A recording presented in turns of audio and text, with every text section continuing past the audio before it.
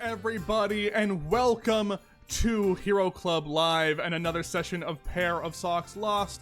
I am your Dungeon Master, Dylan McCullum, and this is not the main thing that we do on Hero Club. The main thing we do is our podcast, where we take our recorded TTRPG sessions that we record live around the table, we edit them down with sound effects and music into these tight, taut little audio anthologies.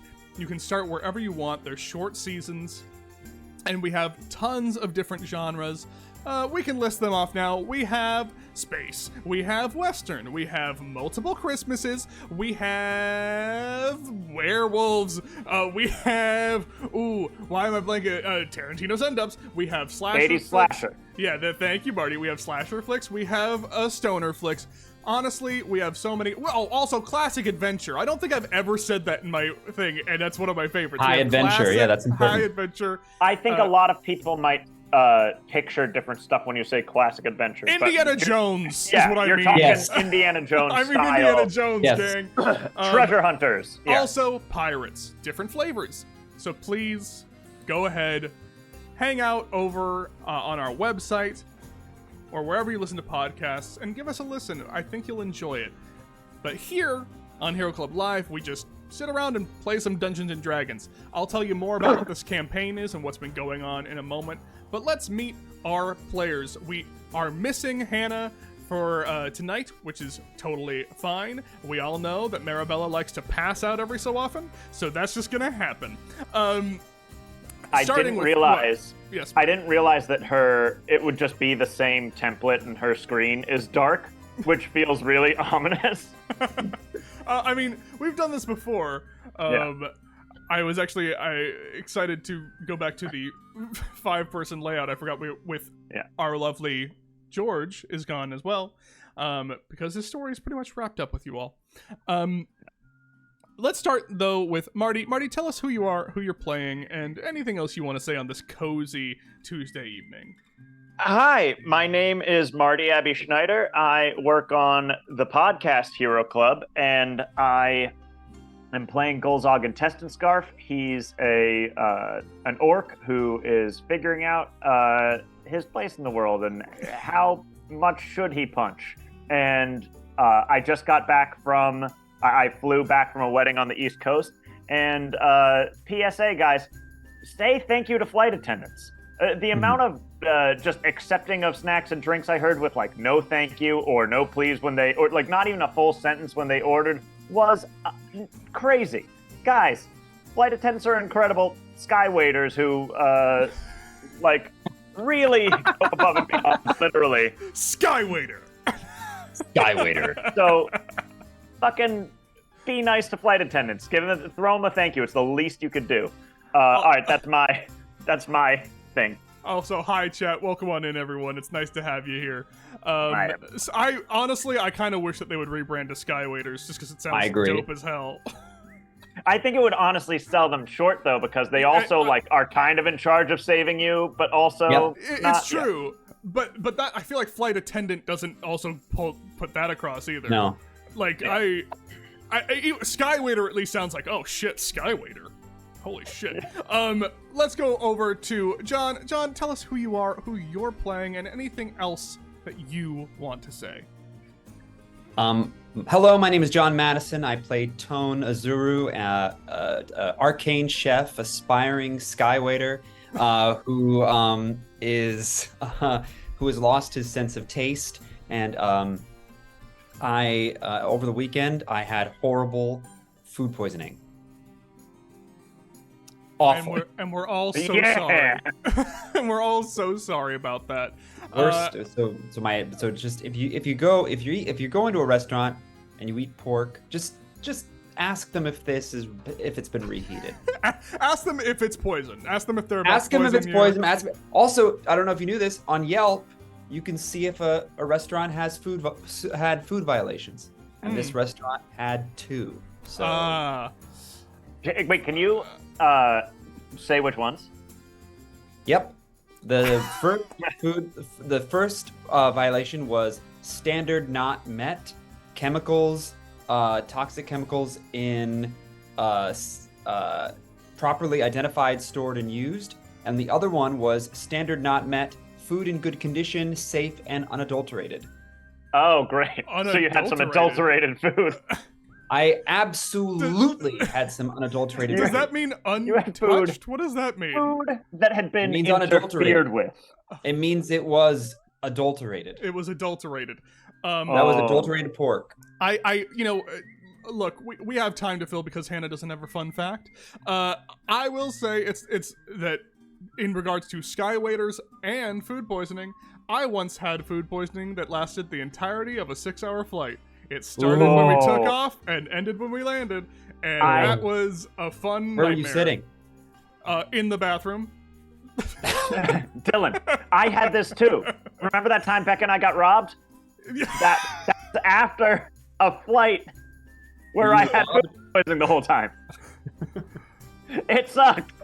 You guys got robbed? Yes, Becca and I came home after her grandma's funeral. I had food poisoning on the flight. Oh, I do remember. Oh, Yeah. okay, And then we I came remember home, this. and we had been burgled. Our apartment had been robbed. I think Marty, I remembered most of the burgled aspect and not the other thing. I don't know why people forget about my food poisoning. It was an ordeal. You know why? It's because it didn't affect Becca, and we care about Becca more. Well, I think we can all agree. But also, last but not least, Jasmine, tell us who you are, who you're playing, and if you have something to say this time, please say it. Hello, I'm Jasmine. I play Zara. She is a halfling rogue / fighter, and that's all I have to say. And that's all she has to say, folks. I am Dylan McCullum. I am your game master. This is PairOfSocks Lost. PairOfSocks Lost is a D&D adventure based off of the adventure book Wild Beyond the Witchlight.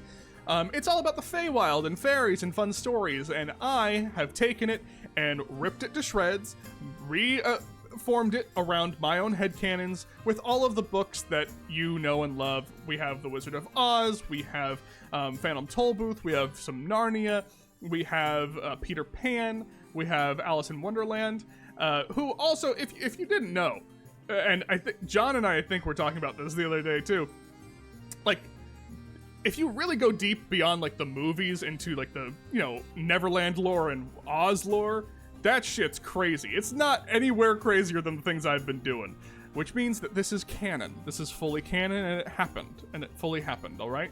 So I just kind of march my friends through my own headcanon and see what they do with it. Now that that's out of the way, let's get into the recap, shall we? It was a big fight last time, with a lot of consequences, and maybe we don't even understand all of them yet. So let's get into it, shall we? Yes, please. Thank you. I don't know. Was I supposed to answer? Yes, finally. I say this every time and no I one was muted. answers. Please No one get ever into it. answers. I say, shall we, and no one ever answers. Ugh. Last we left off, our group of adventurers, this group of once children at a carnival who lost something, had come together with their tentative ally, the Blank Spade, to search for a big idea. And maybe learn what the hell is going on in Thither. Thither being the second realm of this world that they got spirited away to. A deck of humanoid cards that keeps getting reshuffled. A cycle of life and death that didn't make much sense. Some cards rebelling against it, but in different ways. 2 queens at war, but everyone says there's only one queen that matters. All in an attempt to somehow help out the forgotten children that they have been meeting and not meeting for days in their odd memory of this place. All of this to say, it's been bonkers and vague. And finally, they're at a place with someone high up enough that they might be able to get answers. After teleporting in to the heart of the mountain, Tin Man's workshop, there was a fight. A rather gruesome fight. Many of our party fell unconscious, coming back and forth with Golzog and the Blank Spade right in the Tin Man's face, getting attacked by a mysterious axe that was just chipping away at them. Eventually, the Tin Man's attacks stopped, and a truth was revealed. A truth that their friend the Blank Spade couldn't handle. The truth of his own existence. That in this world, the Queen of Glass rules all. And the cards, the soldiers of the Queen of Hearts, they're all puppets. They're all fake. In a game of war that the Queen of Glass casts them as her villains to fight over and over again. It is in this moment of confusion amongst a dark and dank and bloody but magically powerful workshop that we find our heroes back again to maybe finally get some answers. Before any of this, though, there was a heartbeat. The sound of a heartbeat that many of you heard. That some of you got paralyzed by for far too long. Many two turns. Too many turns. In this moment, you see Marabella Graveneye move towards one of the vials, one of the large cylinders containing a heart. Almost as if in a trance. While looking out for where the Blank Spade went, Marabella kind of wanders off towards it.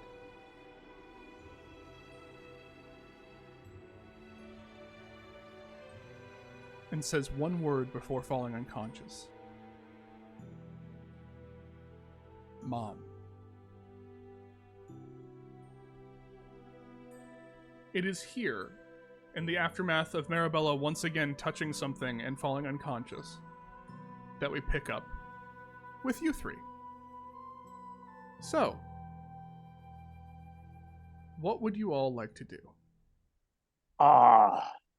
Tone, do you have like a pair of oven mitts or something we could put on Marabella?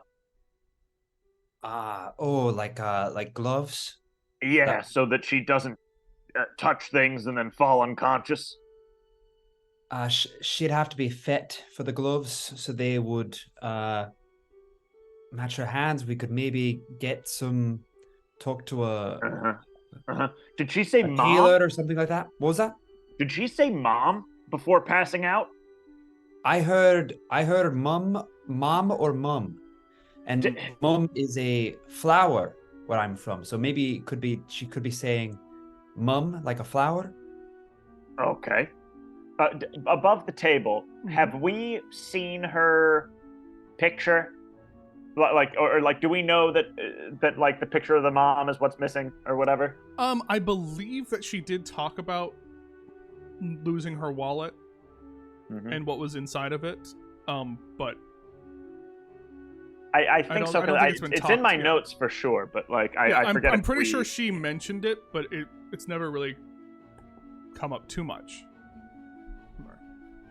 Okay, but I believe that you at least know about the missing wallet. I'm pretty sure she did mention what was in it. Well, and also, second question is, I can't have Star in the front of the Bjorn and unconscious Marabella in the back of the Bjorn, right? I gotta pick one? Yeah, I think you gotta pick one. Okay, Star, sorry about this little buddy, but I'm gonna need the Bjorn, so if you're okay walking around for a little bit, I'm just gonna put you down. And Golzog is going to transfer. All right, I think that's fine. This was very gruesome and scary. I know. I really was scared you'd get burned. Me too. I don't understand exactly why I'm not. Oh, I turned around and took the fire all in the back. Oh. Thank I you. could.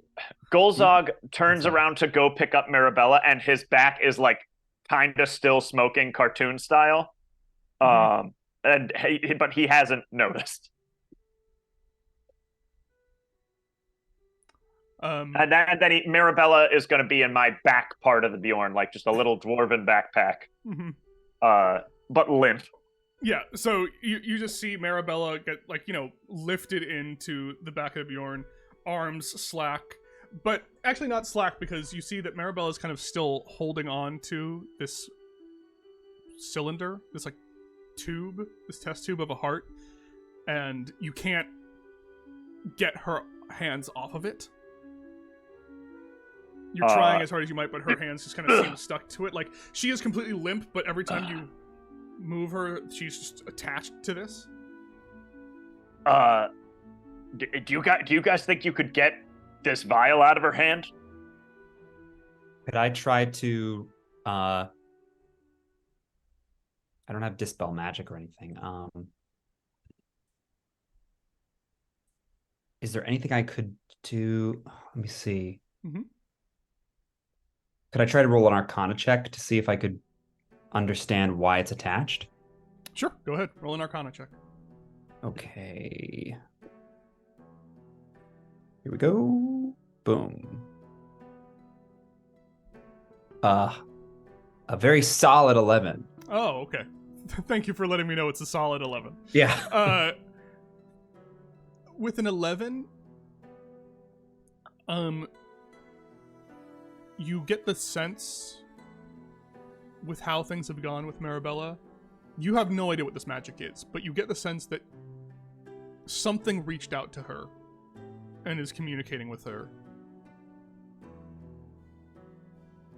Because that's what's happened before. She has talked about weird dreams and visions, and it doesn't seem malicious. Like, there's nothing about the magic that seems harmful. Okay.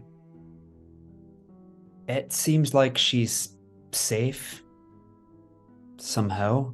Well, yeah, that's why I put her in the Bjorn. Okay. Great. But That your what? Go ahead. glad it worked. Mm-hmm. Mm-hmm.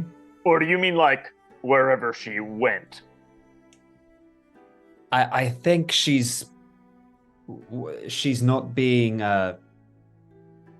attacked in any way. I think while she's asleep, she'll be okay. But she's not letting go of that vial. Okay. Well, In this kind of silence, in this small, in this area, you just hear like the tinking of metal, the creaking of things kind of falling apart now that like the din is done, and you just hear a very hollow, still next to you, this large body of the Tin Man that's kind of limp and Is he shallow. dying? Make a medicine check. can I do that as well?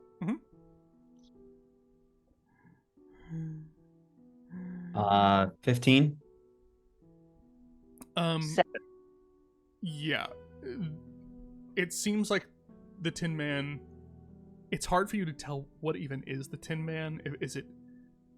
Are they someone, created out of tin? Are they made to be this way? But it looks like they're shutting down, either by dying or not. There's like a hollow wheeze that's coming from the Tin Man, just like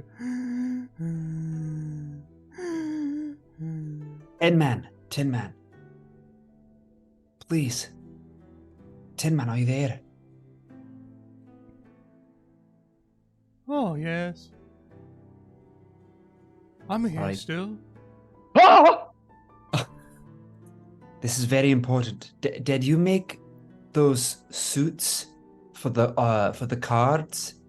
Those mechanized suits? Yes. do you think you could make us a mechanized suit of some kind? Wait. Is that why we came here? Shush. Dude. Like, We're trying to find the scarecrow, man. you're right. Never mind. Forget it. Make us a suit. It is against God. Sorry. I just thought I was okay. That's not the priority. The priority would be if you could have a big idea to find your friend the Scarecrow, and then if you could maybe make a cool suit where we combine our arms together and turn into a cool robot. Hey, I mean, if you do the first thing first, that'd be pretty cool. Hey, you know what? Give me a persuasion check. Can somebody help me out here? Me saying that'd be pretty cool. Where are you, Zara? This is Tone's helping. And also, where is Zara? What's Zara doing? Zara's looting the bodies. No, I'm saying Zara is looking around to see if there is anything in this lab worth taking. Yeah, while they're doing this, make an investigation check.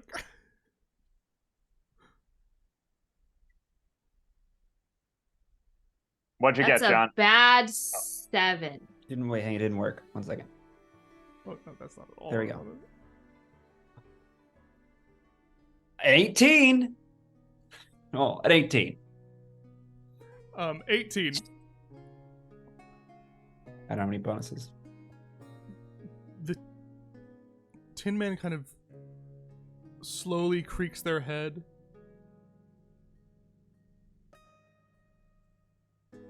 Oh yes. I don't think I'll be building anything much anymore. However, there are some things I have left.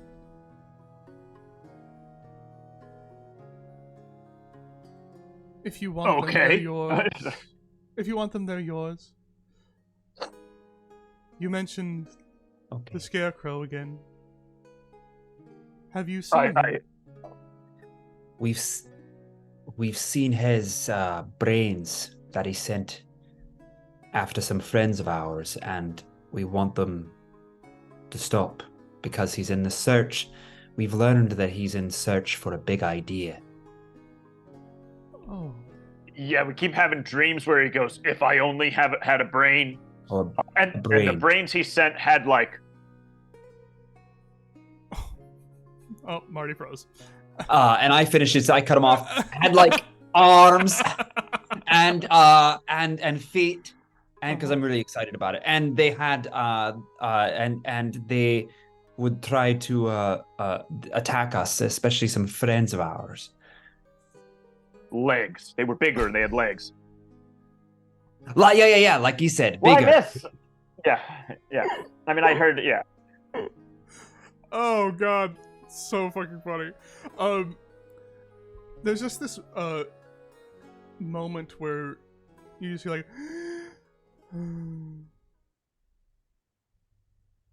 oh, so he's still in search of a brain as well.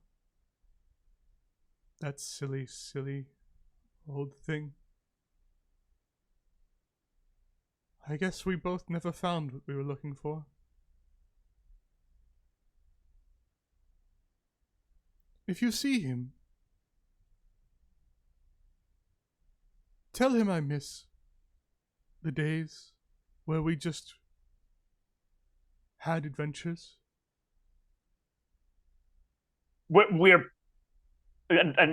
Golzog is about to correct the Tin Man and let him know, like, we're totally gonna kill him, and then is like, no. Like sees the state the Tin Man's in and like sort of looks around and is like, like doesn't say yes we will, but like catches himself and is like realizes I don't need to say what we'll do.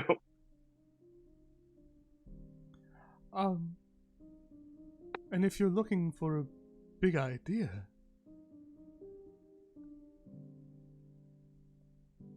the plans for everything. They're right through that door. What did you get for an investigation check again, Jasmine? 7. 7. You're looking around and you're seeing, like, there's a bunch of test tubes, a bunch of papers, but none of them really make sense to you. None of them seem like a thing that's usable for you. You personally do find one thing with a 7.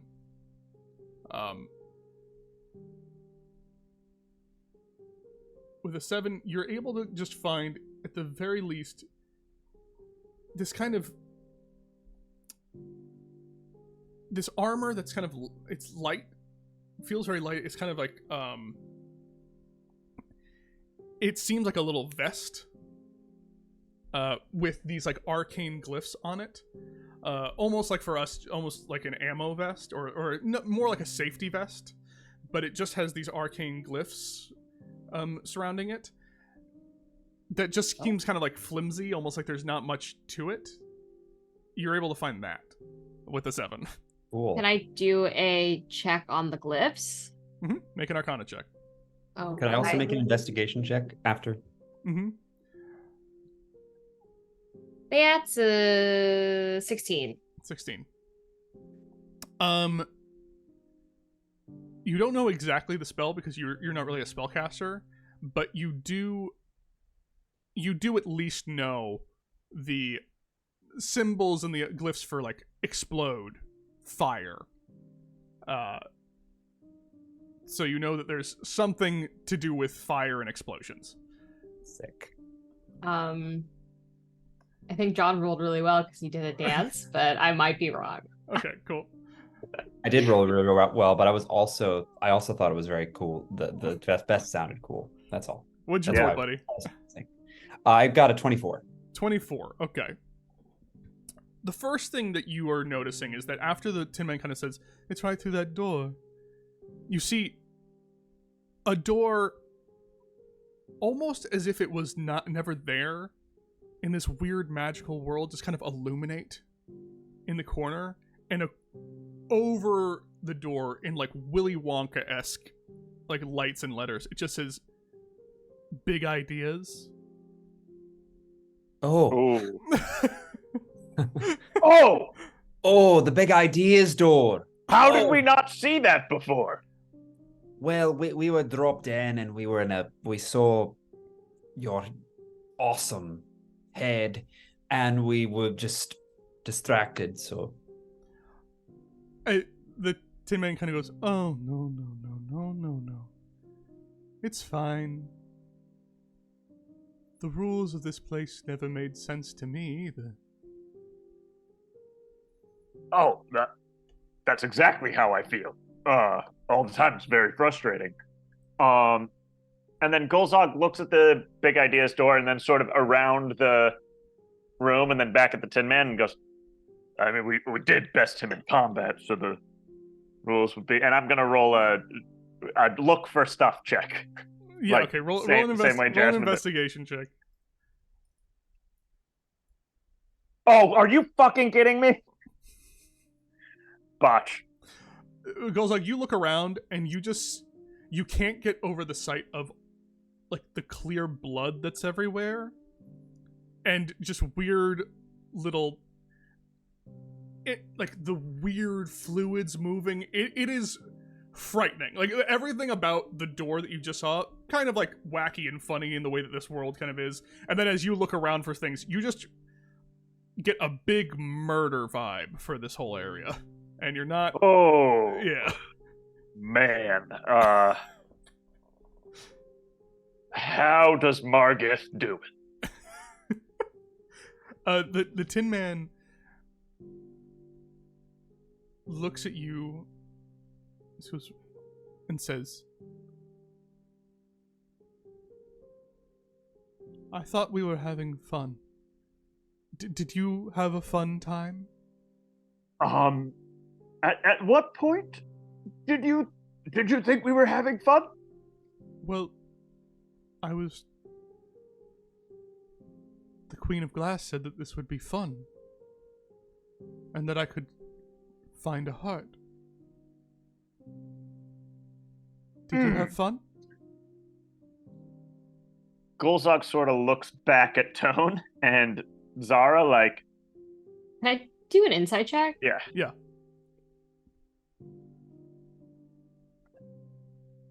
Why? That good. 11. What you get? 11. 11. This world is very weird, and you have never been very happy about that. It seems like you don't know exactly what they're talking about. You're sure that you could probably get more if you asked, if you cared to. The fact that they're not attacking you right now, or mad at you, or trying to do something, gives you pause. And with an 11 with the insight, you can kind of tell that this is just a very sad being. Could I say something to the Tin Man real quick? You can do whatever you want. I can? Yeah. First of all, this isn't my first idea of fun, but it was entertaining a little bit. I had a little bit of fun. But how long have you been searching for a heart?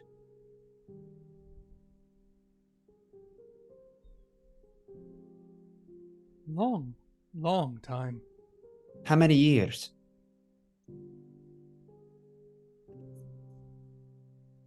Well,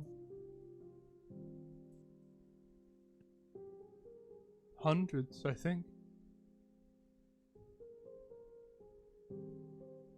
So,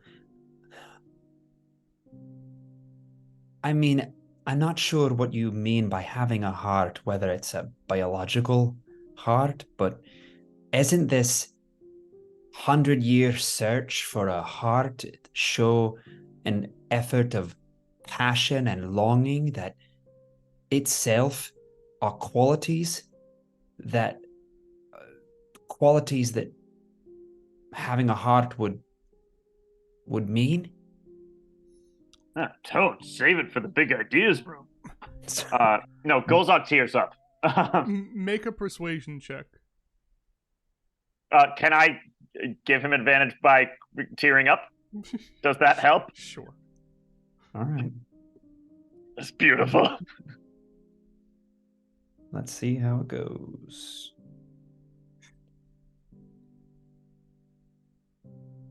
Uh, 12. 12. Not great. I'm not very The charming. Tin Man looks at you.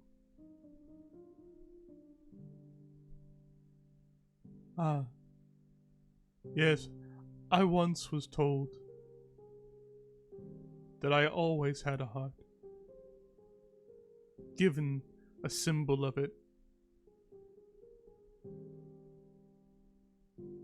I thought I heard it once, beating.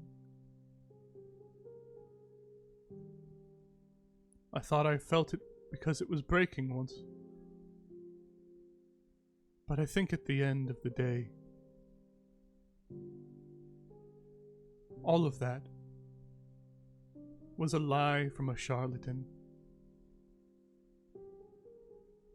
I don't have a heart. I keep searching. I need it. But it's fine that I never found it. It makes most people unhappy having one.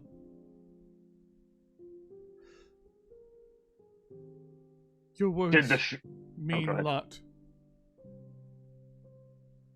I understand what you're trying to say. People have said it to me before. I don't believe it.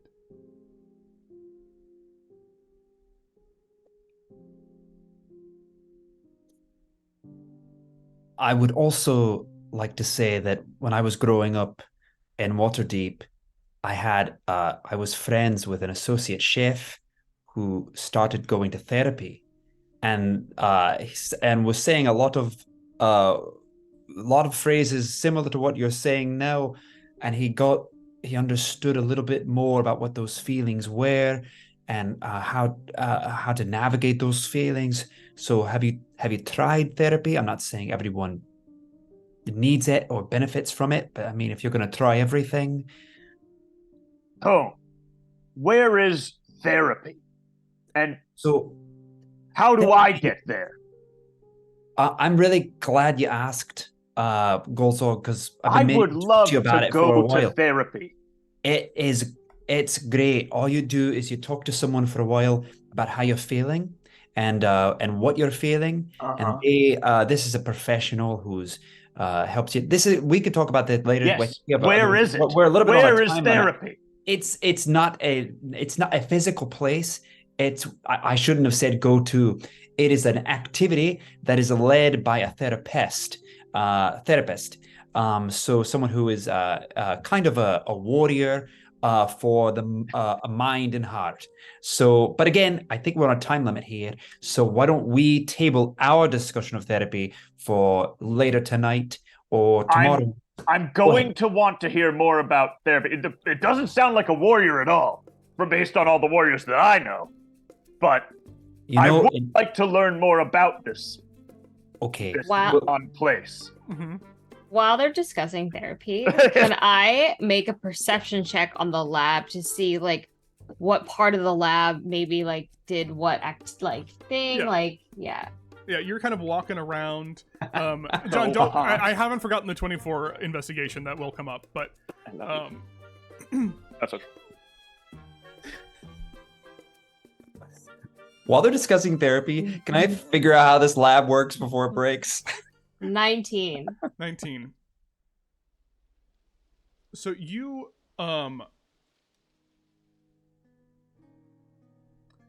with a 19, you look around and you see that it seems like it was automated in many ways, like those arms that you fought were all moving things together. You see that there's the door behind the Tin Man that you saw the Blank Spade run into. With a perception check, you can see it almost looks like a storage room. There's just a faint glow of the liquid that you've seen the hearts in coming from that room. On one of the desks, you have like plans and schematics for the suits that are interconnected. And with a 19, you also find another similar plan and what looks like schematics for some kind of weapon. And you see notes discussing notes, almost like letters back and forth between different entities that you don't know the names of. You can't really recognize them, but they're discussing plans to use this on Fable Rise. What check would it be for me to go over the notes to see whether or not I could use them to my advantage? I guess an investigation check or insight check would be fine with me. Okay. Yeah. Oh, that got canted. Oh, that was so much worse.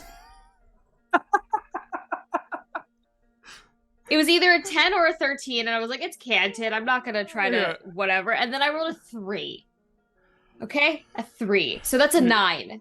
So a 9, you're looking at this, and I think that there's a frustration that starts to come over you, where this world is so silly and so stupid, and none of it is making sense to you. And this Tin Man is talking sad about bullshit that has nothing to do with you, and has never had anything to do with you. And I think that at this point, it is very valid that you are looking to these notes, and it just, nothing is clicking. Frustrated, I just grab all the notes and I stomp over the Tin Man. I'm like, what is all this? What is... I need to know. The Tin Man, while you're doing that, is in the middle, after hearing you guys talk about therapy, and there's a moment, almost like a sense of recognition in the Tin Man, who before you come over, Zara, just goes to you and says, "Do you think me mad?" No. I think that these notes, I don't understand. They're written in a way that clearly you do, and I need to know what it means. I'm not crazy. I never said you were. When did I ever say that? And I turn to Goldog and Tone, like, when did I say that? John. Crazy is an antiquated term. No, Is this something that you learned from the therapist? a little bit. A little bit. I grew up without a father, so. Look, I understand shorthand, right? Like, thieves can't. I understand thieves can't. I understand certain things. I understand why you would want them in shorthand. I just want to know what your shorthand is. May I look at it? Sure. And then I shove the notes into. But the Tin Man kind of keeps muttering under their breath, but it's like kind of a hollow tone, going, "The Queen of Glass said that no one's mad. We're not mad. We're not crazy. We're not mad. We're not crazy. We just want things. We're not mad. We're not crazy." What do I roll to? Either insight or investigation. Oh, can it be another thing? Read papers? No. Yeah. Wait, I can take a look at it. I've got a plus. Holy fuck! 9. Same frustration boils up in you, Golzog, where you're like, I have a plus. Golzog screams, and then also a little bit of like sparks, like purple sparks, sort of fly out of him, like he tried to summon his arms, but didn't. Because he's out of key points. I grab the papers from them and shove them into Tone's chest, and I'm like, okay, clearly we're not gonna do this. Okay. Okay. Before I investigate those papers, I just want to check on Tin Man because I want to keep him with us. Hey, Tin Man. Did Scarecrow have a nickname for you other than Tin Man?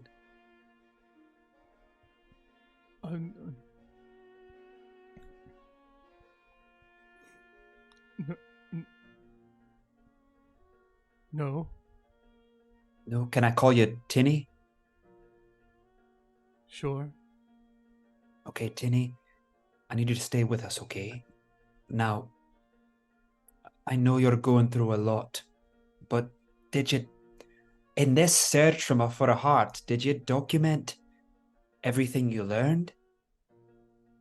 You must have taken great records about what worked, what didn't work, about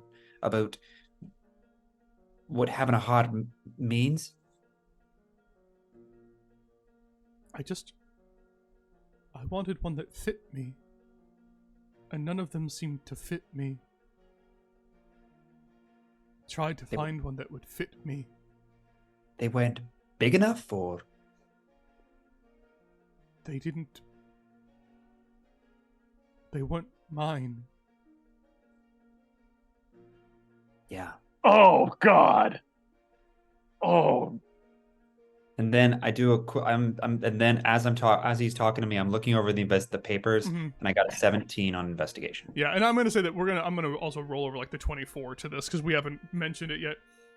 Tone, you're looking at the papers and you see, much like the thing that you would learn that there might be an attack on Fable Rise from the Queen of Hearts. You get the sense through correspondence and letters what the purpose of this is. You had previously found notes that talked about how there was a 2 established in Fable Rise. These notes essentially detail a plan to knock Fable Rise out of the sky, to bring it crashing down so that they would be forced to join in the war. And these schematics are for essentially an arcane bomb of some kind.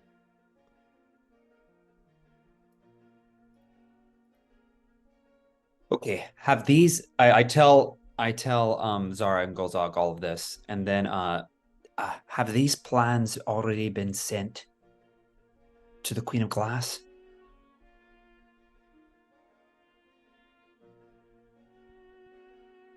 Ha ha ha ha ha ha.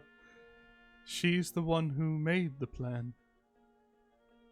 Where was she sending them to? Here. Okay. Did So, you complete the bomb? Yes. where's the bomb now? I'm not entirely sure. I believe it's where it's supposed to be. To Can get you- new playmates? Can you talk us through, before we go, how to disable the bomb or defuse it? It should all be in the notes or in the big idea room.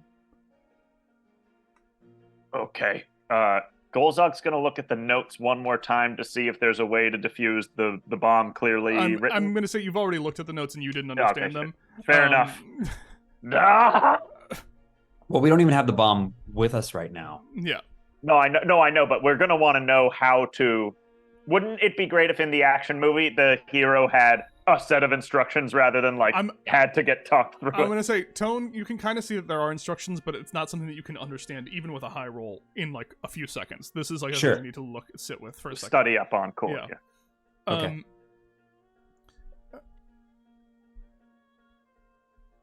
Okay. So should we go to the room? Okay, yeah. Is there anything else we can think of that we want to do here? The sooner we get through this mess, the sooner I can learn the secrets of the therapist. Did John get anything else from the room with the 24 investigation? From this room, you also do see, John, that there is the axe, the like kind of what for The his vorpal size axe? a hand axe, but for all of you it would be a great axe. The axe that it was attacking you with. With an investigation check, you get the sense that even though you never saw what it did, it is magical in some way.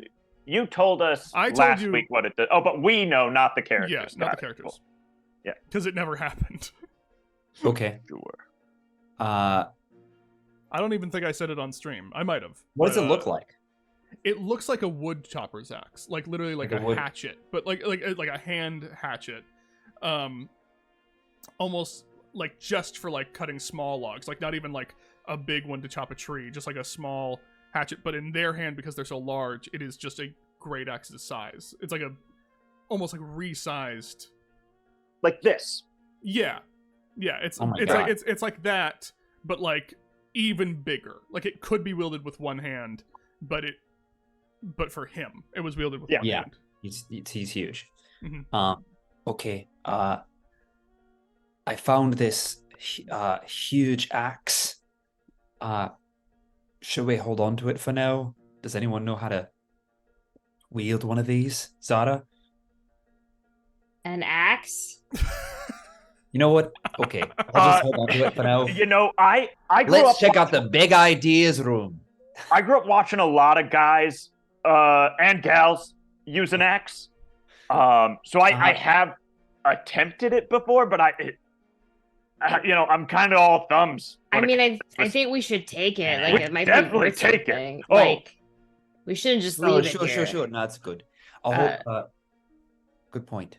I mean, the rules of Krog Ghoul state that you have to take the spoils of a battle, so we should definitely take it. But What is Krogul? Is it a place? no, that's Krog Ghoul is like a concept. The orcs in the Broken Spine Canyon, if you defeat an enemy, you take their stuff. Let's talk about this later. I want to know more about Krogul, and then I'll tell you about therapy. Yeah, sure. While I'll they're tell you all. talking About While they're Croggle and talking- therapy. I'm gonna open the door. Okay. Well, We'll follow her in. can I check for traps first, though? Oh, good idea. Make a perception check or an investigation check, either one. What's higher? That's pretty good. That's gonna be a 24. Yeah, not trapped at all. Great. And I just push them open. There's a moment where you take the axe and you're going towards the door where you just hear from the Tin Man, Oh.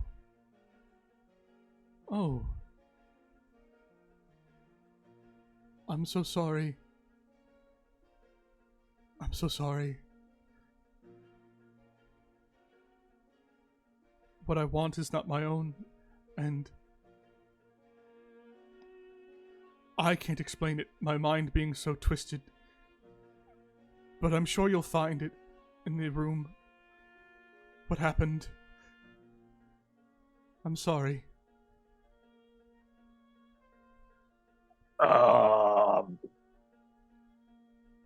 Oh, okay. Can I do an insight? Mm-hmm. Is there anything you want to tell us to prepare us for what's in the room? 17. 17. In the insight you get, it's almost like in the last moments of death, like as they're dying, they get out. You can sense more of a lucidity to their words, as if like they're coming into their own mind.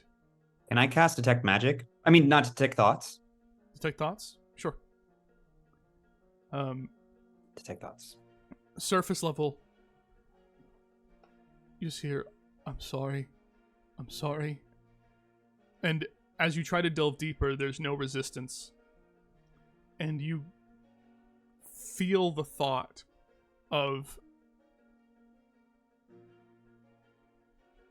I didn't want this. This was not my own. It all backfired. I miss my friends. I don't have any friends with me. Save the others. Fix this. And the thoughts that you get, like the reasoning for all of these thoughts, is essentially, we didn't know what we had. Dorothy didn't know what she had. We're never getting home. And it's all our fault. Yikes! This guy does need to learn the secrets of the therapist. As the Tin Man kind of slowly goes inert, you feel the final thought, which was, if I only had a heart, I'd be tender, I'd be gentle.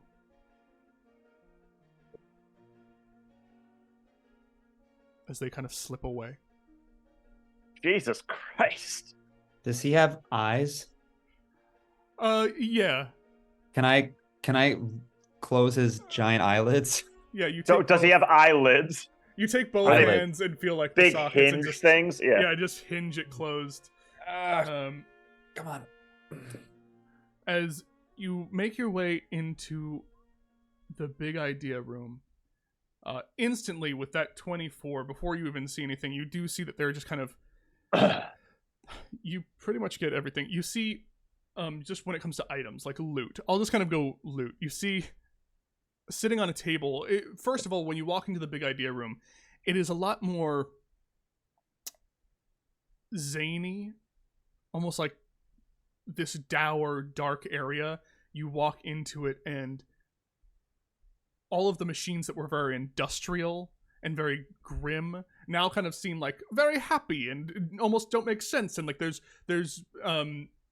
like all the gears are big and obvious, and there are like pinwheels and like little things spinning and little doodads and like bubbling, and it all seems like a wondrous place. Is it like Willy Wonka's lab in the Gene Wilder movie? Basically, But yeah. with more color? Yeah, with Like- more color. Instead of being steel, it's like blues and pinks, and all of this is kind of coming together to make this very clear sense of like almost wonder, like it's like a wonderful place to be. And in this, you hear like a constant like little noises of things happening. On some of the big ideas, like you see right in the middle, there's this console that says like the big idea. And as you're walking through, there's kind of different desks and stations with other little, almost like going through a science fair, like different science projects. Oh, cool. And one of the ones, like almost with explanations for each thing. And one of the things that you see very clearly is there's almost like a ring, like a little ring, like for a finger, almost for like a thumb, attached on a very delicate chain to a thimble. And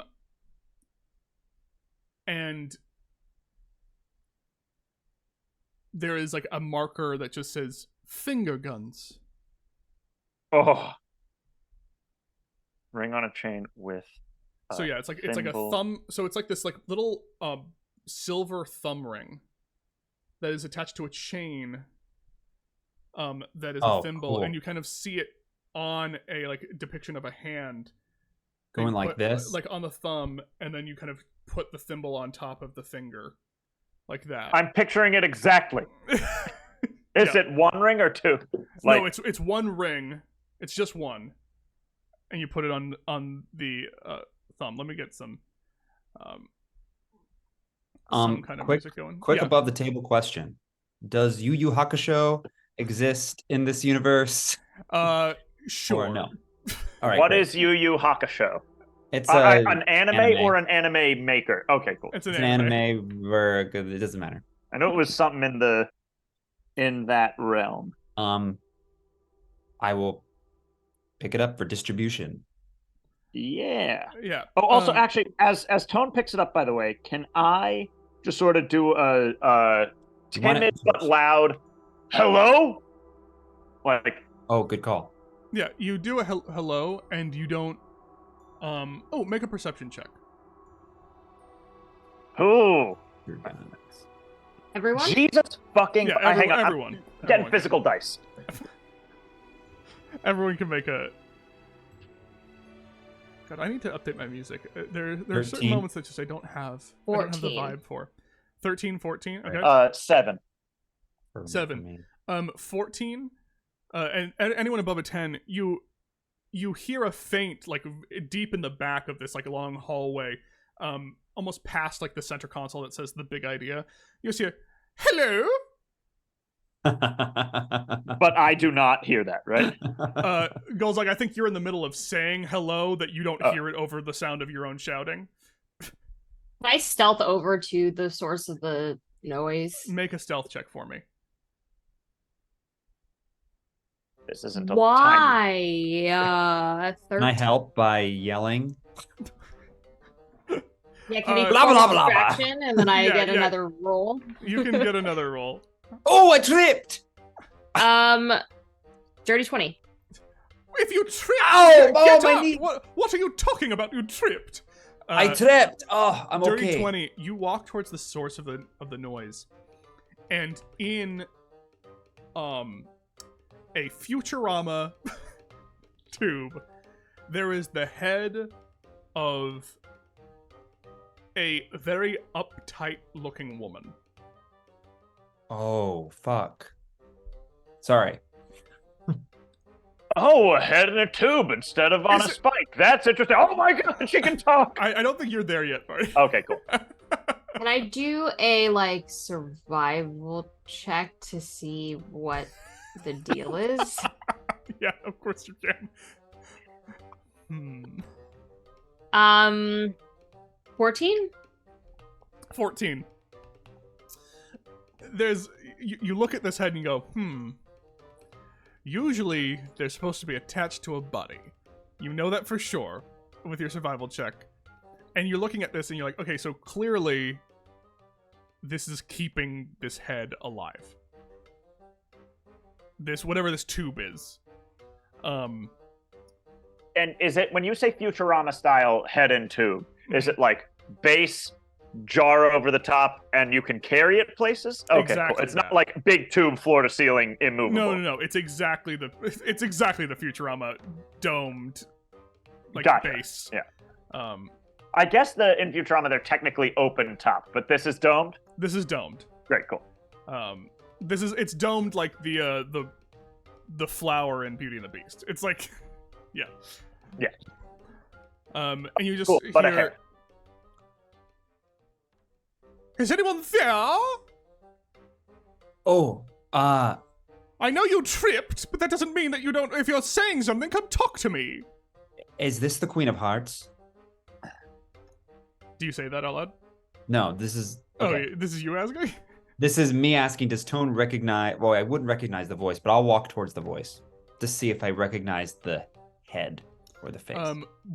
While you're walking forward, you do see a couple of other things just like on the tables. I'll just say these, and you can talk about them later.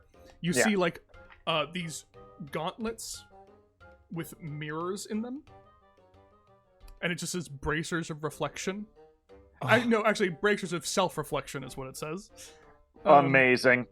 And you also see a weird little like metal backpack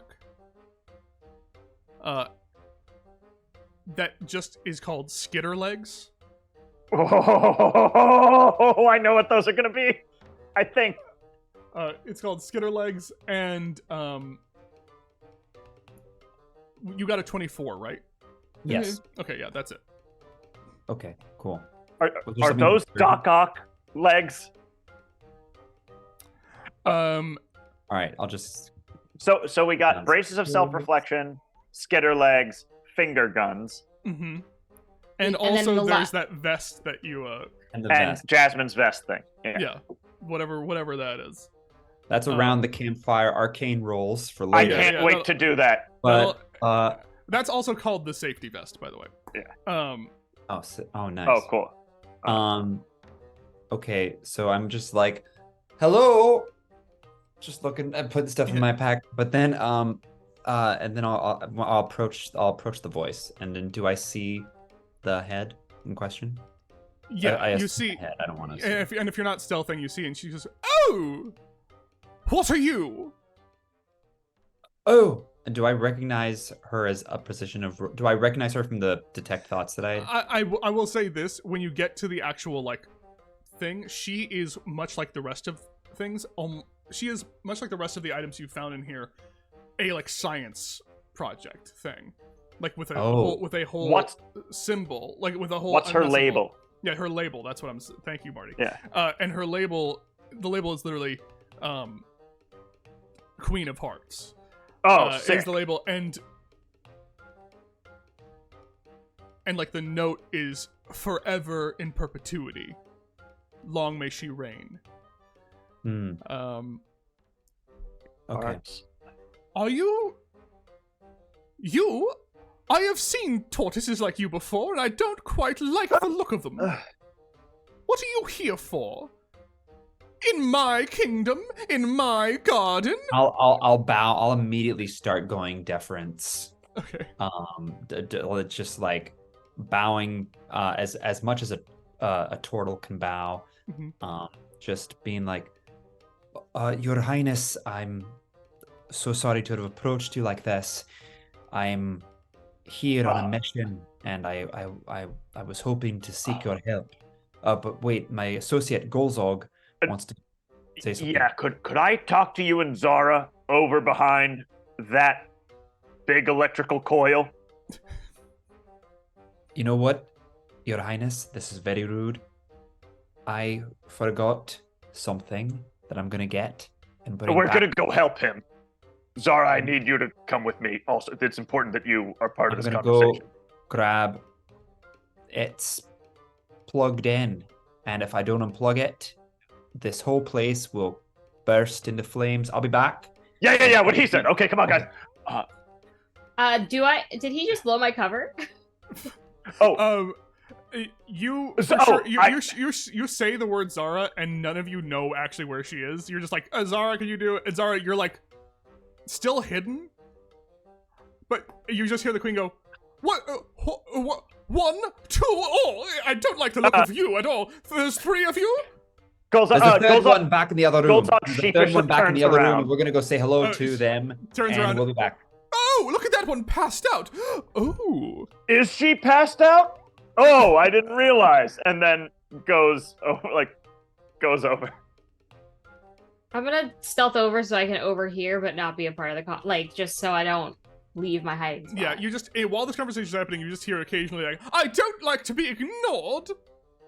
We're so sorry. We'll be right there directly. I don't know if Zara can hear us, and this is more her. Always assume that she can hear us. Always. Ethan, it doesn't matter. And this is more her line of thinking. Sure. We gotta kill her, right? I think Zara would love it if we killed her. Of course, we have to kill her. But before we should probably ask her some questions, because that's the Queen of Hearts. Yeah, I know. I don't fully understand. I don't fully understand the rules of the Great Reshuffling. We don't even know if the Great Reshuffling was actually a thing. It was going to happen. I think, is she like really the Queen of Hearts, and the Queen of Glass is keeping her alive so that they can be at war forever? Yes. So if we kill her, does that end the Great Reshuffling or start it? There's no way to know that. Okay. I think the best thing we should do is ask her questions, and if we have to, maybe we can throw her in my bag of holding that's empty. Can I roll a history check to see if I remember anything from like Mama Yaga's house or like our journey that might connect what's happening now to that? Yeah. Roll a history check. 12. 12. You know that there was a brief moment when the Blank Spade was talking with the Tin Man and also talking with other creatures, where the Blank Spade almost realized that they didn't remember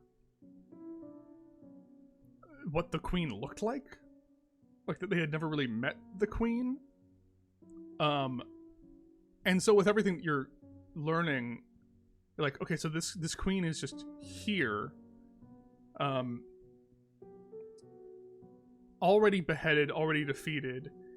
Another thing, and she's not Tasha Zabilna, right? That's a different person. No. Okay, cool. No. Tasha is again, remember, Tasha's the queen, the actual queen of this whole place. I just had it written down that she was quieted by the youth, Old Dottie, and the Queen of Glass, which this would look quieted in some way. Well, I mean, she's speaking to you. No, I know, but subjugated in some way. Yeah. But no, that's not it. Yeah. Okay. So I think with a history check, what you would remember, or at least know, is that okay, this is connected in this way, in the fact that okay, so this is the two queens that they were talking about that were at war with each other, but this one clearly is not leading anything. Also, you do know that there is some kind of magic out there in the world right now that is making people forget things. And you know that is clearly coming from the Scarecrow. Could have something to do with it. Okay, I think we need to get the information we need to get from her is we have to get a big idea so that we can find the Scarecrow. And then should we ask her about anything about the Queen of Glass and maybe how she ended up here? Yeah, well, I think the big table labeled big idea might be how we find the Scarecrow. Okay, never mind. I thought she was on the table. I'm distracted by this whole wacky, zany thing. I think we should definitely ask her about the Queen of Glass. And do you think she would benefit from going to therapy? How big was her tank, by the way? We should hurry back. It's head size. It's literally just Oh, the tank is head size? Oh yeah. Well, because she's a head. Is it connected to anything? Nothing it looks like. Great. We can take her with us. In fairness to John, the Lewis Carroll illustrations and the Tim Burton version, she has a giant head. So That's fair. I'm not them. yeah, There I know. are differences. Dylan, I love what you're doing. Does she have big dumb hair though? Yes, she has big dumb hair. We should take. Go ahead. Sorry. I'm gonna look around for like a blanket or a cloth that I can put over her glass so she can't see. Yeah, sure. But not doing it, right? You're able to see. There's like some curtains in the back.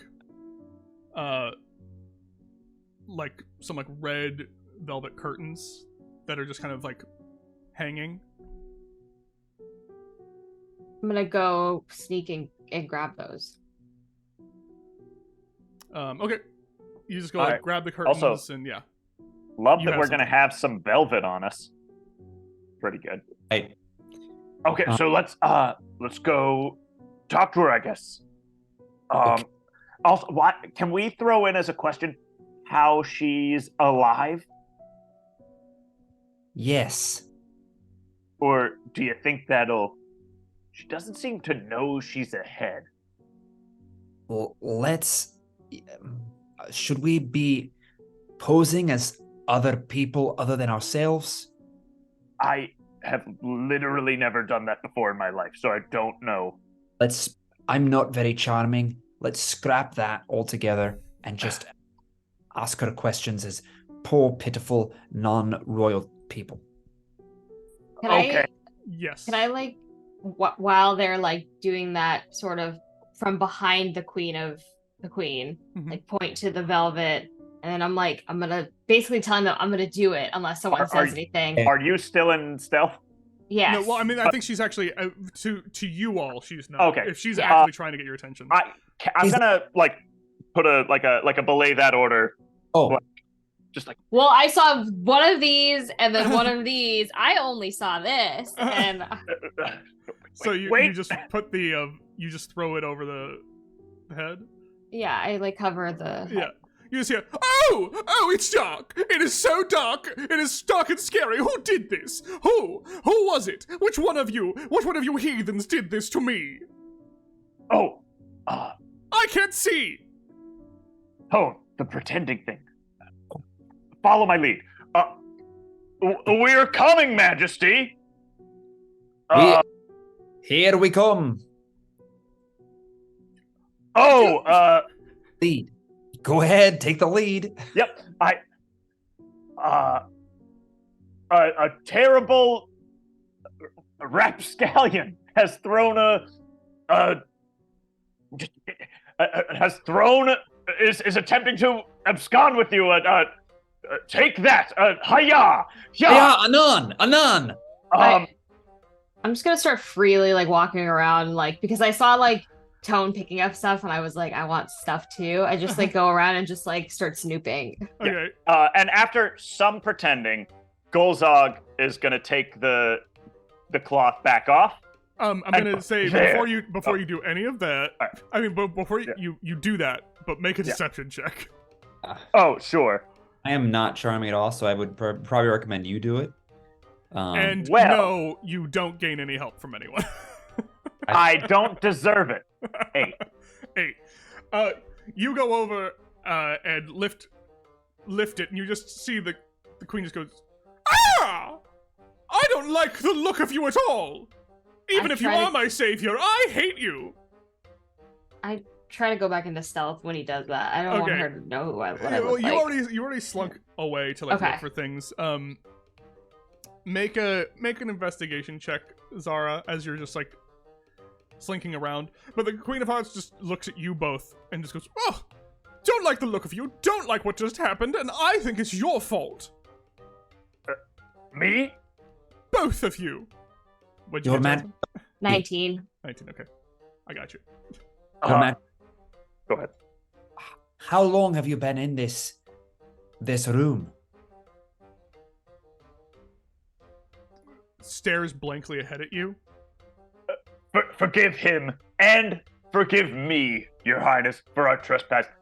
I just watched like someone dump dirt from I assume the balcony above mine.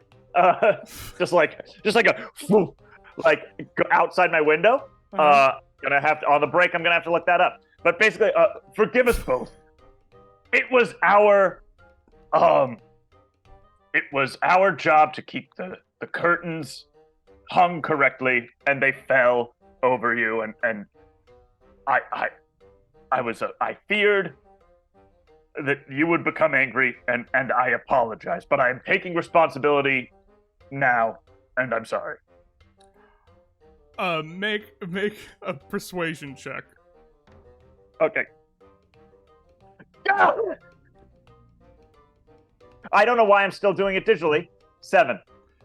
The queen's head just looks towards you, Tone. Chop his head off! You know, I've already chopped off 10 heads, and I have a max of 10 every day. This is a nightmare. I can chop off his head maybe tomorrow for you, Majesty, but right now I've got to go shop in the axe. It's a whole thing. But tomorrow, surely it can be done. Make a deception check. And there's only so many things you all can say at this point. Stop talking. Okay. Oh, 16? 16. Well, at least there's someone who has some initiative here. I don't want to talk to you, ever.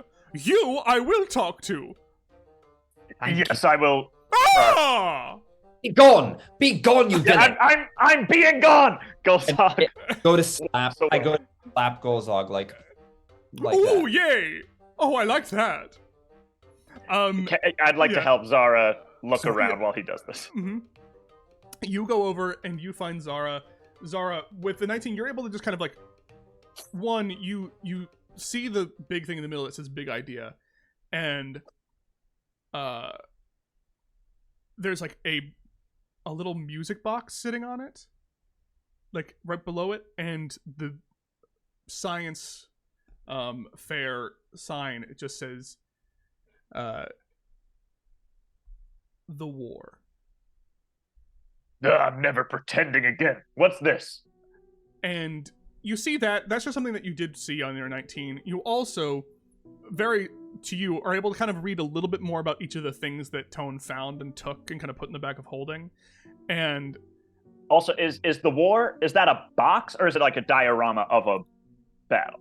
It's you see like a music box sitting on a pedestal. Oh, okay. And also behind it, kind of like imagine a history museum diorama of like these stuffed creatures or like wax figures of different people, and you see definitely a depiction of the Queen of Hearts. You see a bunch of like small cards, and you see a woman with just like a blue and white gown and shards of what look like ice, but they're just glass all over.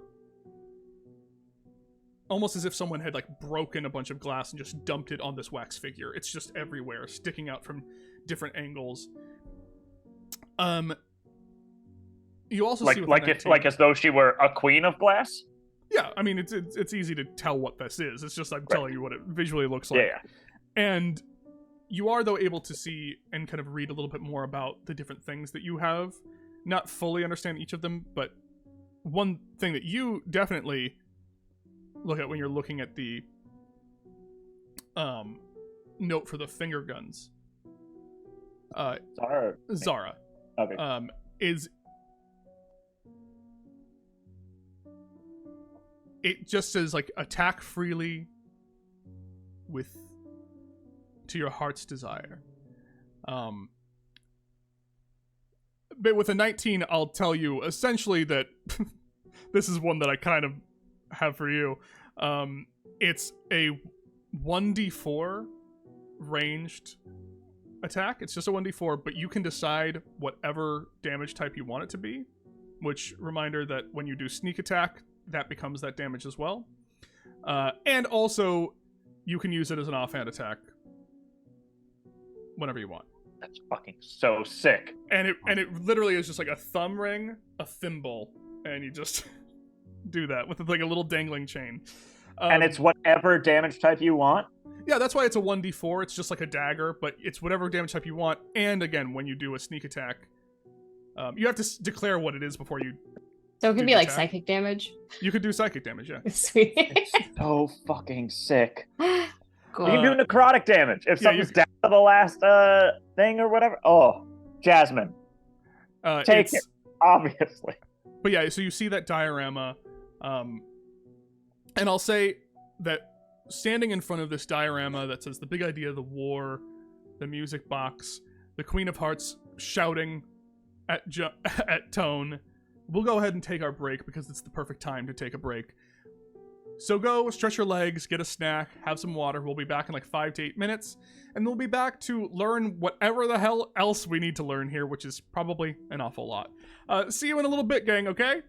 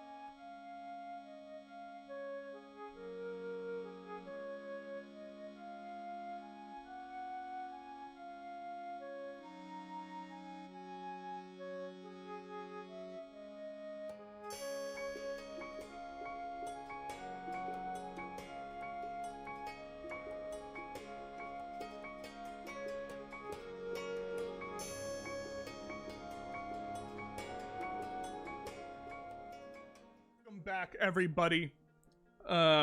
So we have the lay of the land of you've seen this like diorama and music box.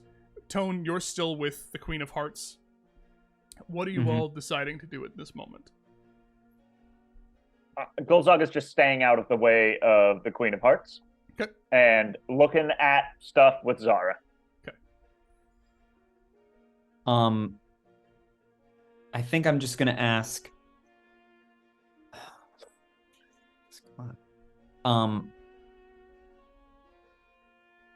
Does because she's a queen. Do you know, Your Majesty? Do you know, have you heard or communicated with the Queen of Glass?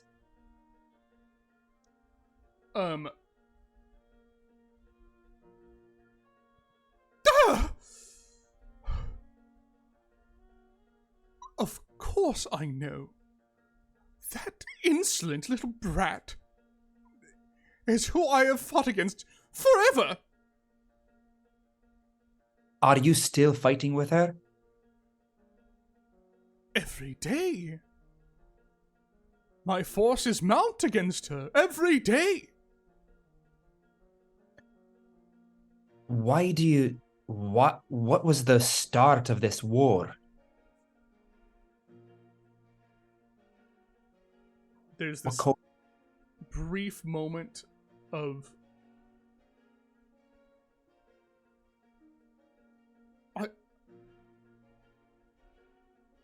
I lost my temper. She messed with my garden, my flowers. You understand? That's perfectly reasonable. All flowers should be red. Yes, if I wish it. If you wish it, right.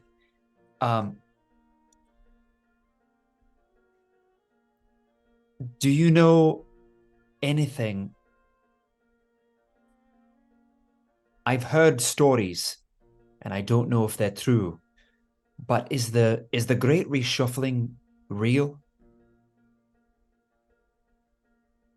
There's like a pause and a stare for like a forward look. What do you mean? Of course it's real. So if all the cards die, they'll all be reshuffled? Is she lying? Make an insight check. Okay. Making an insight check with my phone because my iPad's upstairs. That was a little song for you all. Thank you, John. Oh! 30, 22. 22. 22. You get the sense that, much like everything else, in a way that you kind of got a sense with talking with the Tin Man, there's like a veil of their own mind and memories not fully being there. Isn't lying to you. Just seems like there's something else that is like wanting to break through but can't. Is she under any kind of... Can I make an Arcana check to see if she's under any kind of spell? Make an Arcana check. All right, cool. Ba-da-ba-da-ba. Dirty 20. Dirty Hot. 20. Dirty 20. You have heard rumors of a very powerful magic back in Waterdeep. That there are spells that can modify someone's memory. And change what it is that they think they know. In fact, it falls to you and kind of dawns on you that might be part of what the enchantment on the Forgotten Children has been this entire time.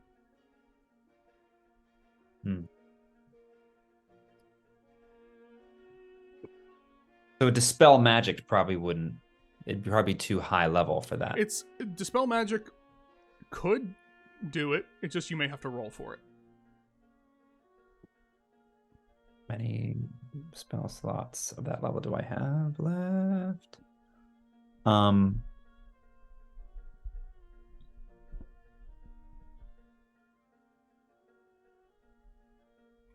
right, if it's okay, I'd like to try that.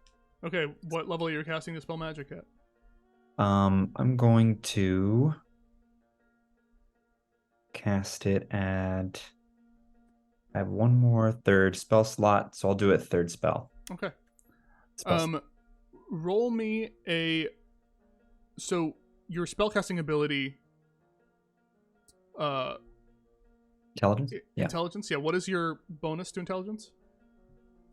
My bonus to intelligence is +4. +4.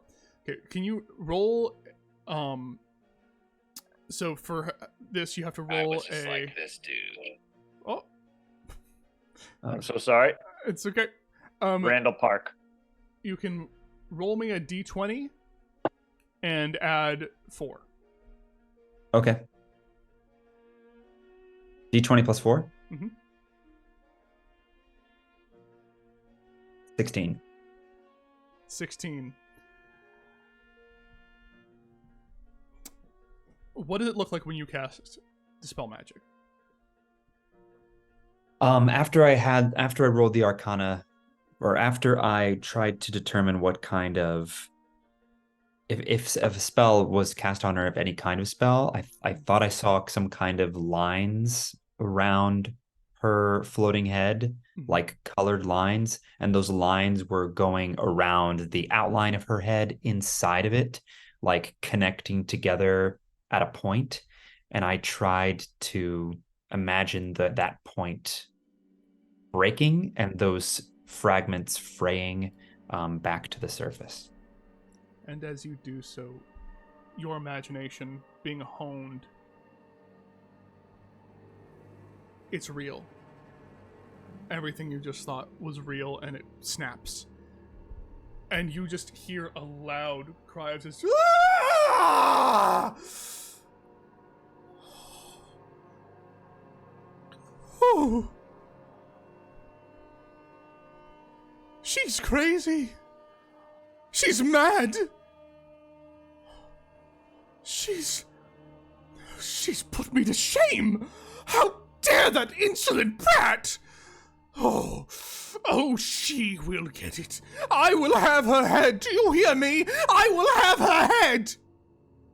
Thinks she can take my kingdom from me. Thinks she can play me like a fool. I will destroy everything about her.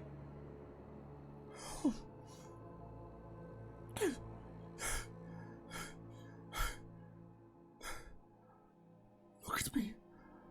Look at us.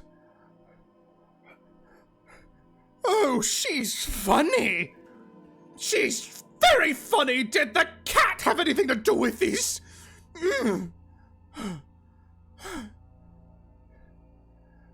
What are you looking at? Your Majesty, we want to help you destroy the Queen of Glass.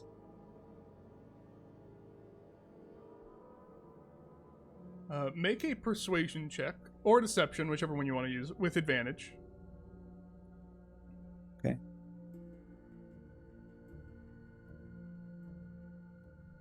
Uh, 18.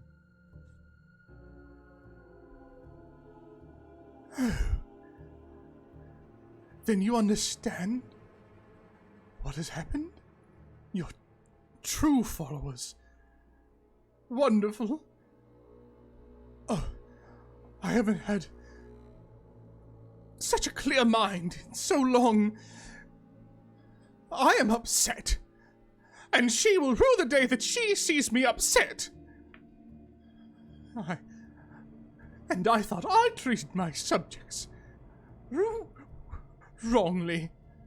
I know what I am and who I am. If you wish it, then I will gladly accept you as my true knights. We will destroy that insolent child. We will have her head. Marvelous. Wonderful. Your Ma- What? Do you know anything about a bomb?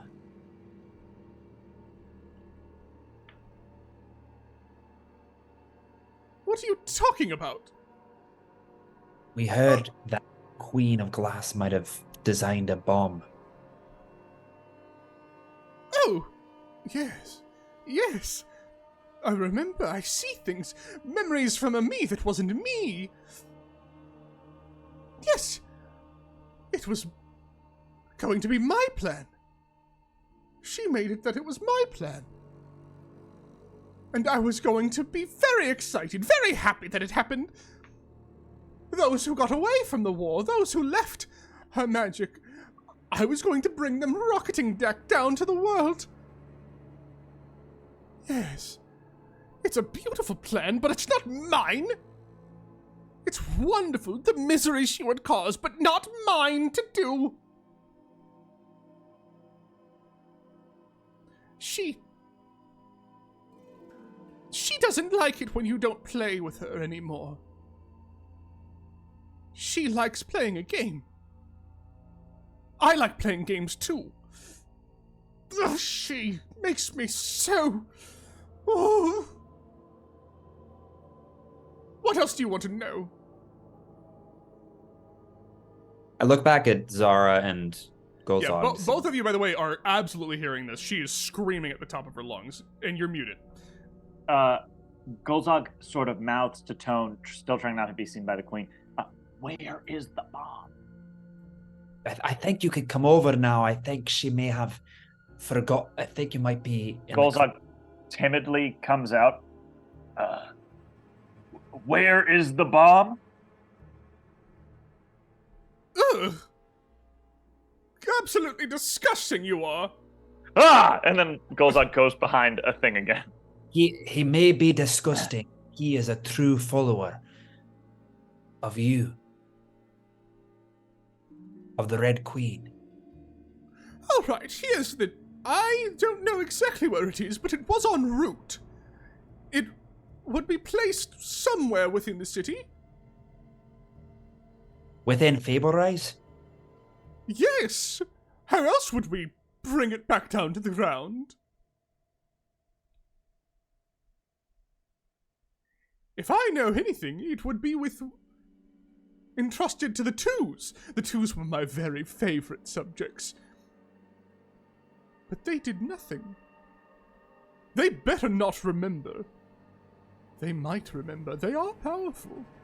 I made them special. They might have been different. They might be aware. And if they were aware and didn't save me, then I'll have their heads too. Your Majesty, I have to be frank. The odds are not in our favor. Is there anything you can do to help us in this battle? Well, clearly, the Queen of Glass has the upper hand.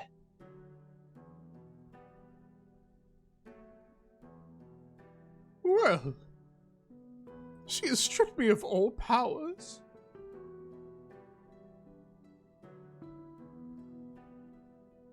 I don't have a garden to tend or any real sense of anything. All of my followers are her followers. What could I do?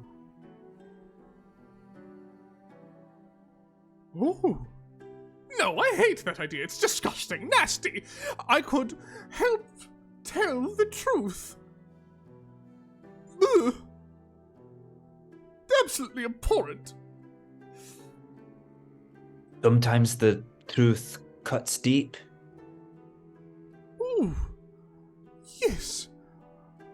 Snicker-snack, right to the head, the truth cutting deep, cutting off her head. I'd like a body.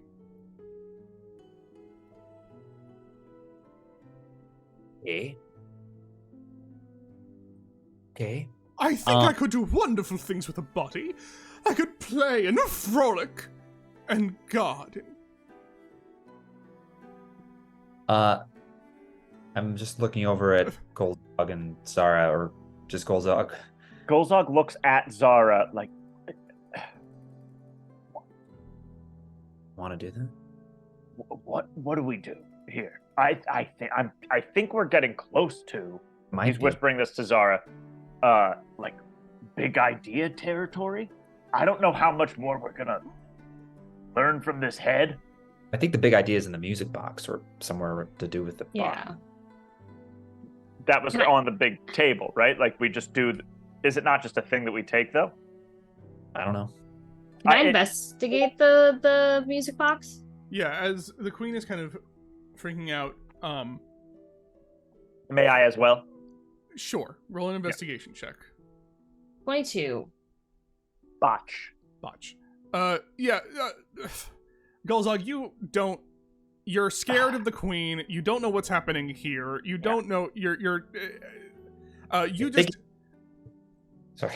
you just like see Star and just go hang with Star for a second. Yeah.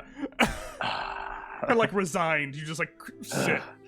And Star just kind of looks at you and goes, I don't know what's going on either. No, I know what's going on for sure. No, you don't. You don't know what's going on, and neither do I. We're friends. We are friends, but I definitely, I am helping, and I do know what's going on. I'm helping too. Right? We just both confusedly look around the lab. With a 22, Zara, you actually notice that this music box is very similar in make to the memory box that you have held onto and left with the Forgotten Children, with the ability to hold a memory. It's very similar. It reminds you of it. It looks like at the very least you could like play it. You know, have the music box play. And clearly something might happen. It seems like it's recorded a memory. I'm going to play the music box. There's a moment of silence. The queen is like screaming at you, Tone, but then there's kind of like a small little moment of absolute silence as Zara lifts up the lid of the music box and you hear a very small tune start to play. And almost like clockwork, you start seeing like very rudimentary movements from the diorama, the figures inside the diorama, almost as if it's playing on a clockwork. But suddenly, all of you are awash with this memory. You find yourself not looking at the diorama, but in it, watching it, standing amongst it, smelling, feeling everything that's happening around you. You suddenly find yourself in the middle of a beautiful castle. It is simple in its design. It's not gaudy or anything like that. It is a white marble, silver inlays, very dreamlike, this place. In front of you, you see a beautiful raven-haired woman that you all instantly recognize from a portrait in Mama Yaga's house. Very severe looking. Dark raven hair, very cut off down here, bangs across the top, wearing a very like dark gothic lace, but there's like fun hints of like almost like a ring pop-esque ring on the finger. There's some kind of whimsy in this dreariness, this gothic look from her. She wears a crown, more like a tiara, of these kind of golden spires on her. But in each one, there is inlaid a few jewels. And you can tell in moments between looking at it that it's almost like this crown is gold, but it also sometimes looks like it's a paper crown, like cut out of paper, from whatever way you look at it.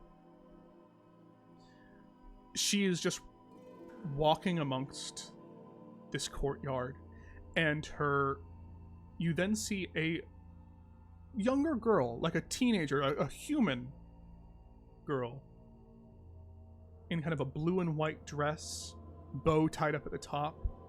At her side is a wicked looking sword. The dress is kind of tattered, almost like the sleeves are torn off to reveal her arms, looking kind of like, not jacked, but very powerful. Very, like, slim strong. At her side, you see an egg with legs walking around. You also see a cat that you, Zara, recognize as the fully formed version of the cat that has been hounding you. That's been hounding you this entire time.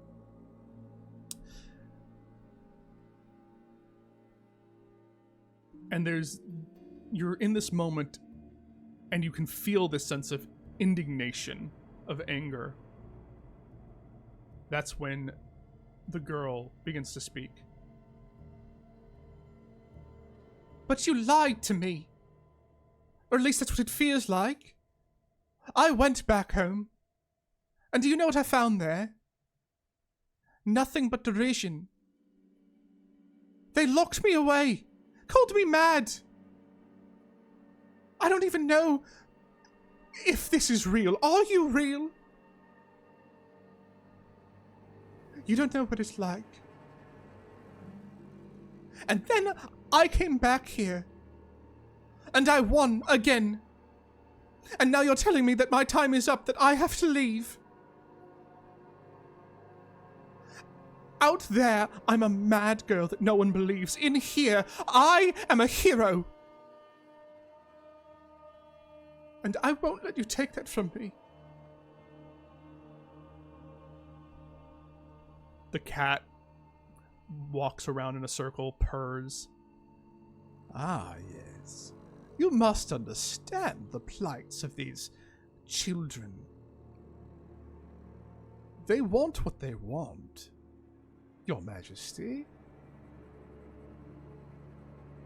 And if you keep denying the wants of these children, you will find yourself in big trouble. The severe figure just looks sharply at the cat. Are you threatening me? Is that a threat? I am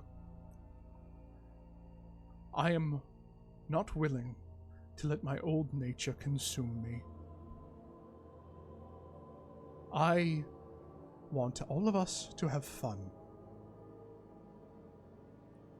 But you've had your fun, Alice.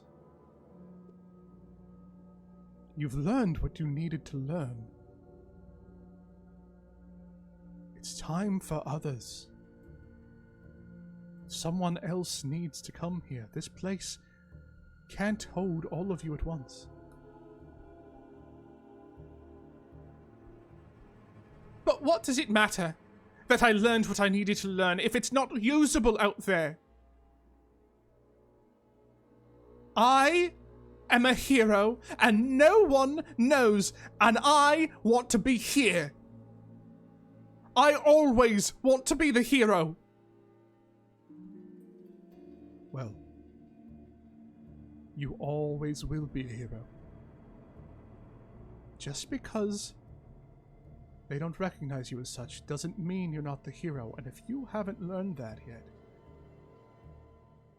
then maybe this place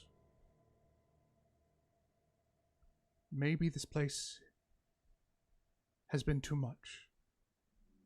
I worried you coming back here for a second time. I worried about that, Alice.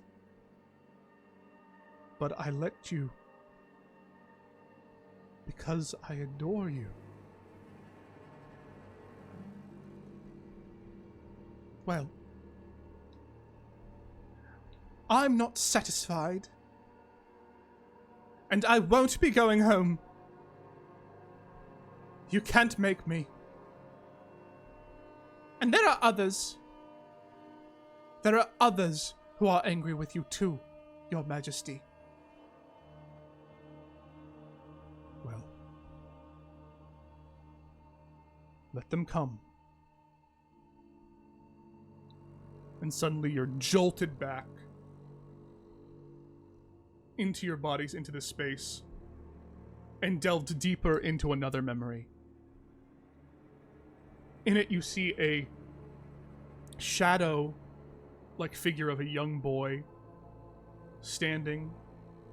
You see an older woman in a rocking chair, in a gingham dress. And you see a more, like, battle-hardened, in full armor of that same girl. And they're all just staring in the same courtyard around a throne.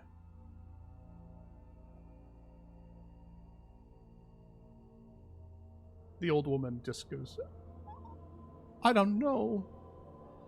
I don't know if this is what I wanted. I figured that it would be different. I thought I'd go home. Why am I not home? Alice speaks up. Oh, Dottie, shut it. We all got what we wanted. I will be a hero forever. Peter will remain young. And you don't understand it. You already are home. So you better make the most of it. Anyway, I'm off to win. And I'll always win.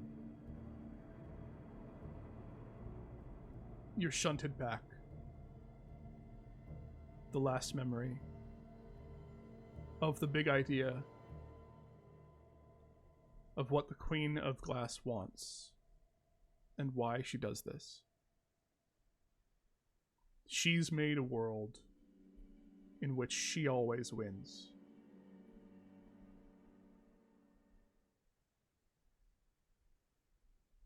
The silence returns to the space.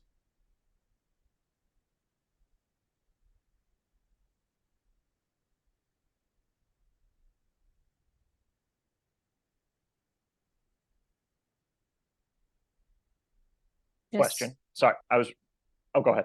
No, go for it. Yours is probably better than mine. It might not be. Okay. So, first, so the Queen of Glass is Alice. Mm-hmm. From, probably there's some story about that character. But, so, from seeing that vision, mm-hmm. and from what we know about the cards, can we surmise what would happen if we tipped over the Queen of Hearts' head jar? You would surmise that would do nothing. Good. Meaning, like, if we broke it and killed her, that would do nothing. Okay. Once again, you now know that the Queen of Hearts literally has no power over anything that's happening here. Good to know. Queen. Okay, so Queen of Glass is Alice. Dottie is a former kid who wants to go home, and now is the ruler of Yon. Oh, Dottie is Dorothy. Gingham dress. Dot is short for Dorothy.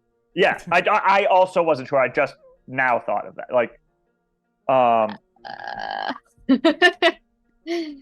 Okay, Queen of Glass, Alice.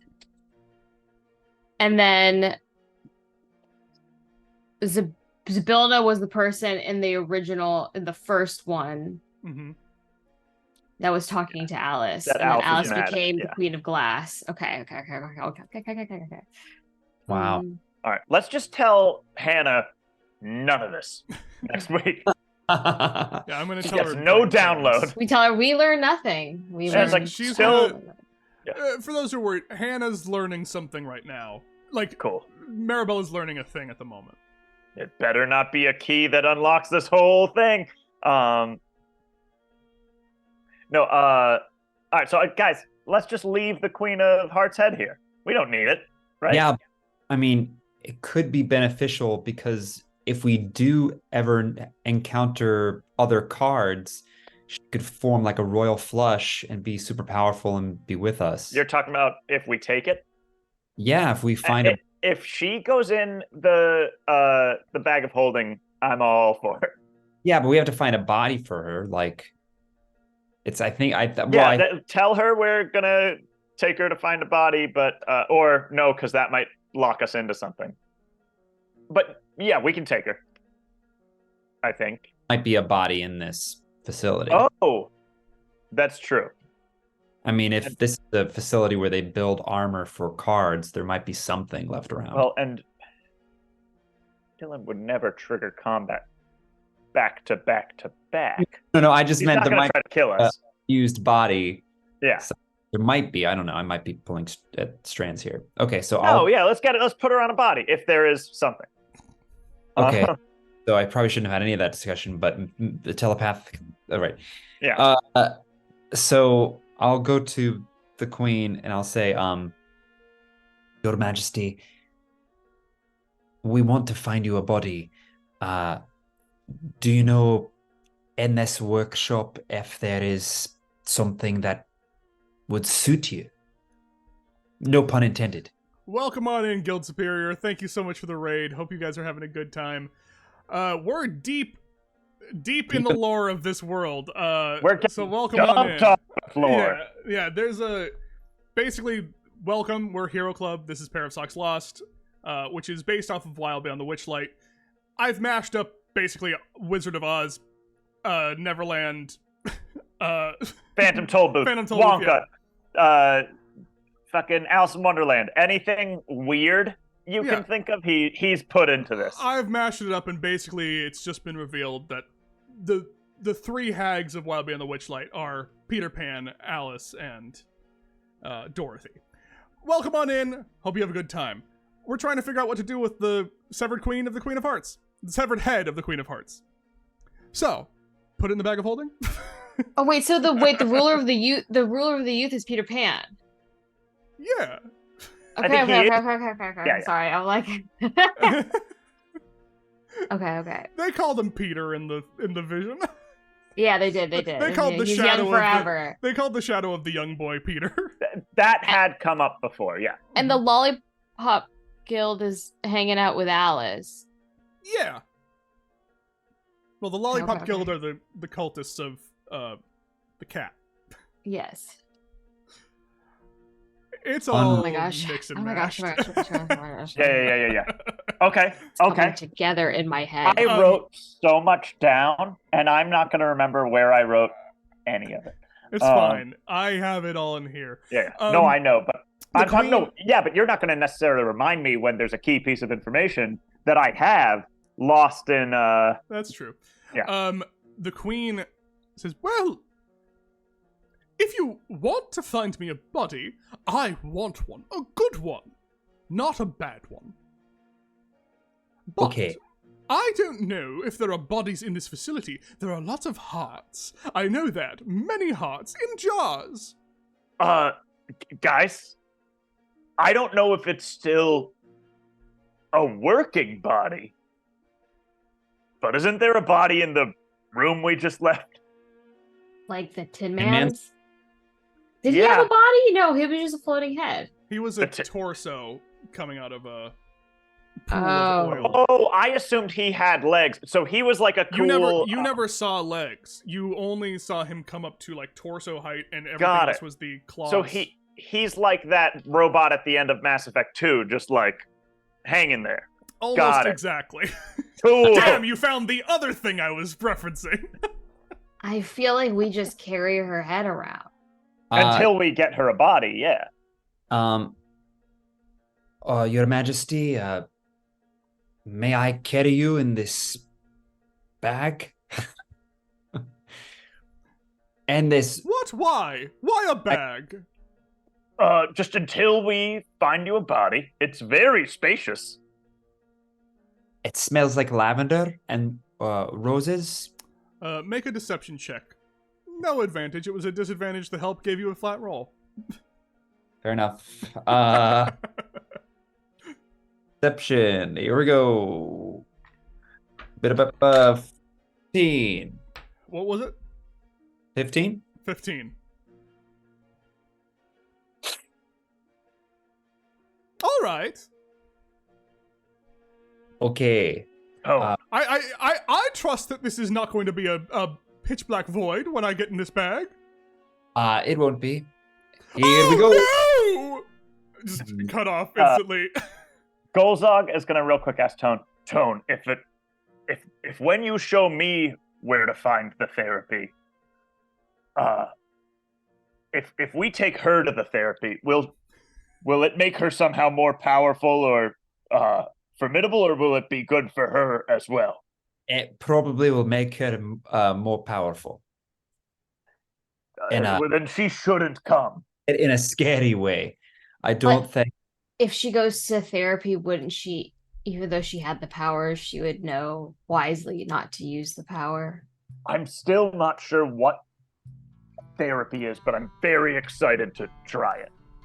You're trying to unravel a ball of yarn that is miles wide and stories high.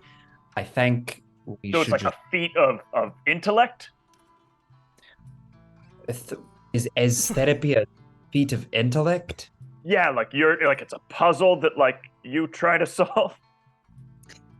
In a way, and the puzzle is just your mind or my mind, but you can't solve my mind. Sounds only like my mind. it would go nicely with the trial of the quaking leg from my homeland.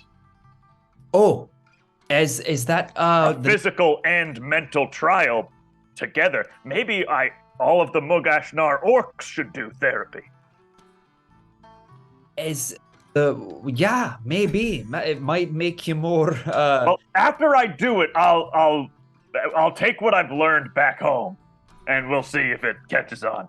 Take one of the trials of the Mogash Nar as well. I think maybe I could benefit from it. The trial of the quaking leg? You know what? We're getting real deep. Yeah, here. sorry. Well, I'll tell you about that later. Okay. But it requires the greatest strength and the most stalwart of bravery, which is why I haven't done it. While they're So- talking about therapy, Should we look at our stuff? This is the third while they're talking about therapy. I'm going to take the finger guns from Tone. Mm-hmm. I was just gonna give them to you, but go ahead and make a stealth. Make a. Yeah, make a sleight of hand check. Just fully steal it from him. Sleight of hand is dirty 20. What's your passive perception? I'm guessing less than 20? I rolled a perception check. Okay, what'd you roll? 21. Okay, yeah, you just as you're all talking about this, you just feel Zara sidle up next to you and just like trying to take a thing out of your pocket. I'll just be like, I just won't. I'll let it happen. I don't care. Also, while you're at it, can you figure what this thing is? Then I like kind of give him. I don't give it to him, but I like hold up the vest to see if. Oh he can yeah, do... I would like to learn about all the stuff we found. Okay, so I'll just start making those Arcana checks. Yeah, I'll say this: you all see that this room. One, you're going to the music box itself is the big idea, and so you take that. Of course. And as you're kind of walking through this facility, because you teleported in, you walk through the back way. As you're talking and looking at all these things, you walk through the back way, and you see what must have been what the Blank Spade saw, which is you see rows and rows of hearts in jars. And again, reminder that what you all see specifically are like floating cartoons of hearts, like very happy-go-lucky. but you also know them to be real People's hearts. Yeah, okay, cool. That have been glamored, because Marabella figured that out. As you walk through, this is a very, like, you see very much, I mean, spoiler alert for Portal 2.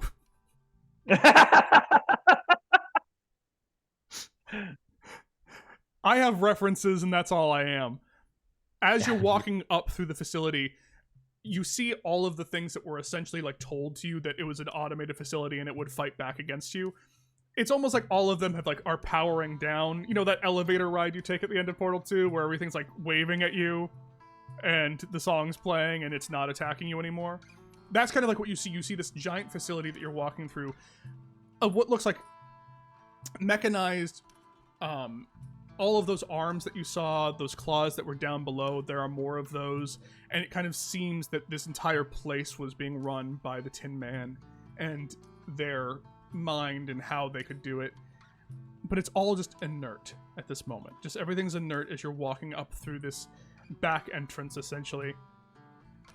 It seems like this is a place where people don't really come much, like, they don't go here much, like, and no one really gets summoned to the Tin Man that often. You find yourself as you're walking and talking. And we're heading back to the tank, obviously, right? Yes, I figured that you would be. You go through this big, seemingly like pristine metal door that, at least from this side, opens up normally, and now you're back out into the mountains. While you're walking, I can say that just out of like while you're walking, you can do Arcana checks to look at these things if you want. I'll say that, like, even though you probably still need a short rest, we can just kind of do it that you're talking about these items. The skitter legs. I don't even need a check. You guys are just with them. The skitter legs. These are fun. It does... the skitter legs do require attunement. They essentially are slippers of spider climbing, which means you gain a climbing speed equal to your walking speed. You can move up and down and across vertical surfaces. But the reason that these require attunement is they have two settings. The settings are attack and defend. Basically, if you ever fall unconscious, the skitter legs will activate and either defend your body or attack for you. It will, like, keep attacking or will, like, try to skitter you to safety. Awesome. So these, and you can decide, like, at will what it does, like which mode it's on. But yeah, those are the skitter legs, and very rightly, they're very much like Spider-Man's Iron Spider legs or Doc Ock legs that kind of protrude out from a backpack. That's what I thought. When you are spider climbing, just so we all know, you're not just walking on a wall. Your backpack is essentially letting you hands-free cast. As fight. excited as I am about those, I don't think I should have them. I'm just gonna go through the list because it's at that fun part of just telling you what you guys actually looted. I'm gonna say you also were able to find the currency in this world is weird, but gems are kind of always a thing. You're able to find, like, in test subjects, about 500 gold worth of gems. So you can say, like, 500 gold, because you know that gems are at least always kind of sought after. The safety vest doesn't require attunement. It doesn't give you any AC. It's just essentially clothing. It's not like actual armor. While wearing the safety vest, you can use your action to cast Fireball centered on yourself. It's a DC 15. You take no damage from it. It can be used once per long rest. But essentially, you can walk into a group and just... Yep. What was the AC on that again? The DC's 15, so like you can't make it go higher or lower. It's just a 15 fireball. Mm-hmm. Oh, sorry, I thought you said AC, like it had some sort of armor class. Okay, no, there's there's just the vest. It doesn't add to any of your armor. It's just like it's like kind of like a cloak. But it's literally just like you are wearing just for artists out there, you're wearing essentially what is like a safety vest. But and it's just fireball. Yeah, it's when fireball. You say safety vest, do you mean like a high vis vest for like but instead of like the neon fabric, it's like, imagine arcane glyphs are the reason it's kind of glowing. Okay. And again, it's like I said, it's just a very stupid thing. It's fucking great. I will say you do have to, every time you use it, you have to roll a d20.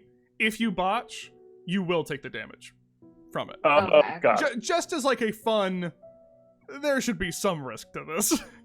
It's a very low chance, but it'll happen. There is someone in our party who basically rerolls botches, I'm just saying. And also, but you roll also botches all the have time. Gun now. But and also is it the love. And also is a melee user. It's gonna be the center, but I also understand if Marty wants it. Well, let's see what because there are gauntlets that he's about to read off. Oh yeah. And I will say these are pretty much for Marty. I'm just gonna tell you that right now. Okay, cool. You have the bracers of self-reflection. You have advantage on saving throws against spells. These are for sure attunement. These are very powerful. You have advantage on saving throws against spells while wearing these bracers. And again, they're essentially like think of it like mirrors that have been like molded around as a gauntlet, and the glass doesn't break. So it's essentially like a nice mirror that has been almost like melted. Like the melted clocks, but it's like a melted mirror on your forearms. So, but they have like a frame, like the frame is also melted. Yeah, yeah, cool. and it's like filigreed and stuff like that, but it's like melted round, and it's a very cool. While you're wearing the bracers, you can use deflect missiles when you're hit by a ranged spell attack. Wait, hang on, and it's advantage on rolls against spells? It's, saving throws against spells. Saving throws against And I don't think Marty heard me for the other thing yet. Yeah. I was typing. Understood. While wearing the bracers, you can use your deflect missiles feature when you're hit by a ranged spell attack. Without expending a key point? No. Oh, wait, no. Oh, I get it. Like, you can catch it and throw it back, but with spells. Yes. I would like bracers, everybody. They're not, you don't have to wait for, like, arrows or missiles. If someone hits you with a spell attack, you can, it still has to be reduced to 0, but one, you can do the reaction to reduce it to 0. And if you reduce it to 0, you do get to throw the spell back. That's essentially imagine it holding up a mirror and either absorbing it or catching it and throwing it. Yeah, whatever. Mm-hmm. I was going to propose definitely that each of us should get one, including Hannah, who's unconscious, and we should divide the gold up evenly. But what do you guys? I would love. My only bid of what I actually want for me is the mirrors, but. And also, you do have the great axe that is the Vorpal great axe. Does the great axe require proficiency? I mean, it doesn't require. You can wield any weapon. It's just you may not get the bonus. And I'll say this: you might remember that, like, the main reason that you would want the great axe is either potentially to take whatever enchantment or metal is on it and like try to get it into a different weapon that's more usable. But is that possible? Okay. Anything's possible. But it is very low damage already. It's just a 1d4. But a nat 20 is a insta kill. Basically an instant kill.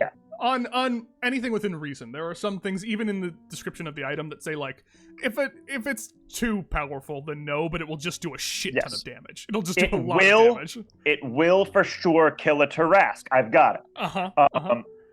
And again to remind you, you got finger guns. Yeah. Which is the 1d4 offhand ranged weapon that deals any damage type that you choose for it. I mean, I kind of like Zara should get the finger guns and the safety vest. I agree. My argument with the vest was going to be that it can either be used when we're in combat and I draw people to me and I use it, or we use it to start combat and she sneaks in and goes off. And I do not hate that option. So, yeah. And then, but John, what would you like a certain thing? Like, what would you like? I'll take the Vorpal Axe, and then I'll figure out what to do with it later. Well, you also do range damage, right, with your spells. Do you want the spider climbing? Yeah, I guess that could be useful, but only when does it work? It works when I'm unconscious. Well, so but no, you're normally they're just spider climb backpacks. Yes, but then if you drop unconscious, it does some more fun stuff. I'll take it. The legs take the dodge or disengage action, and move towards the highest priority friendly creature who's still conscious. So like you can be like, move me towards the healer. You can just be like, and for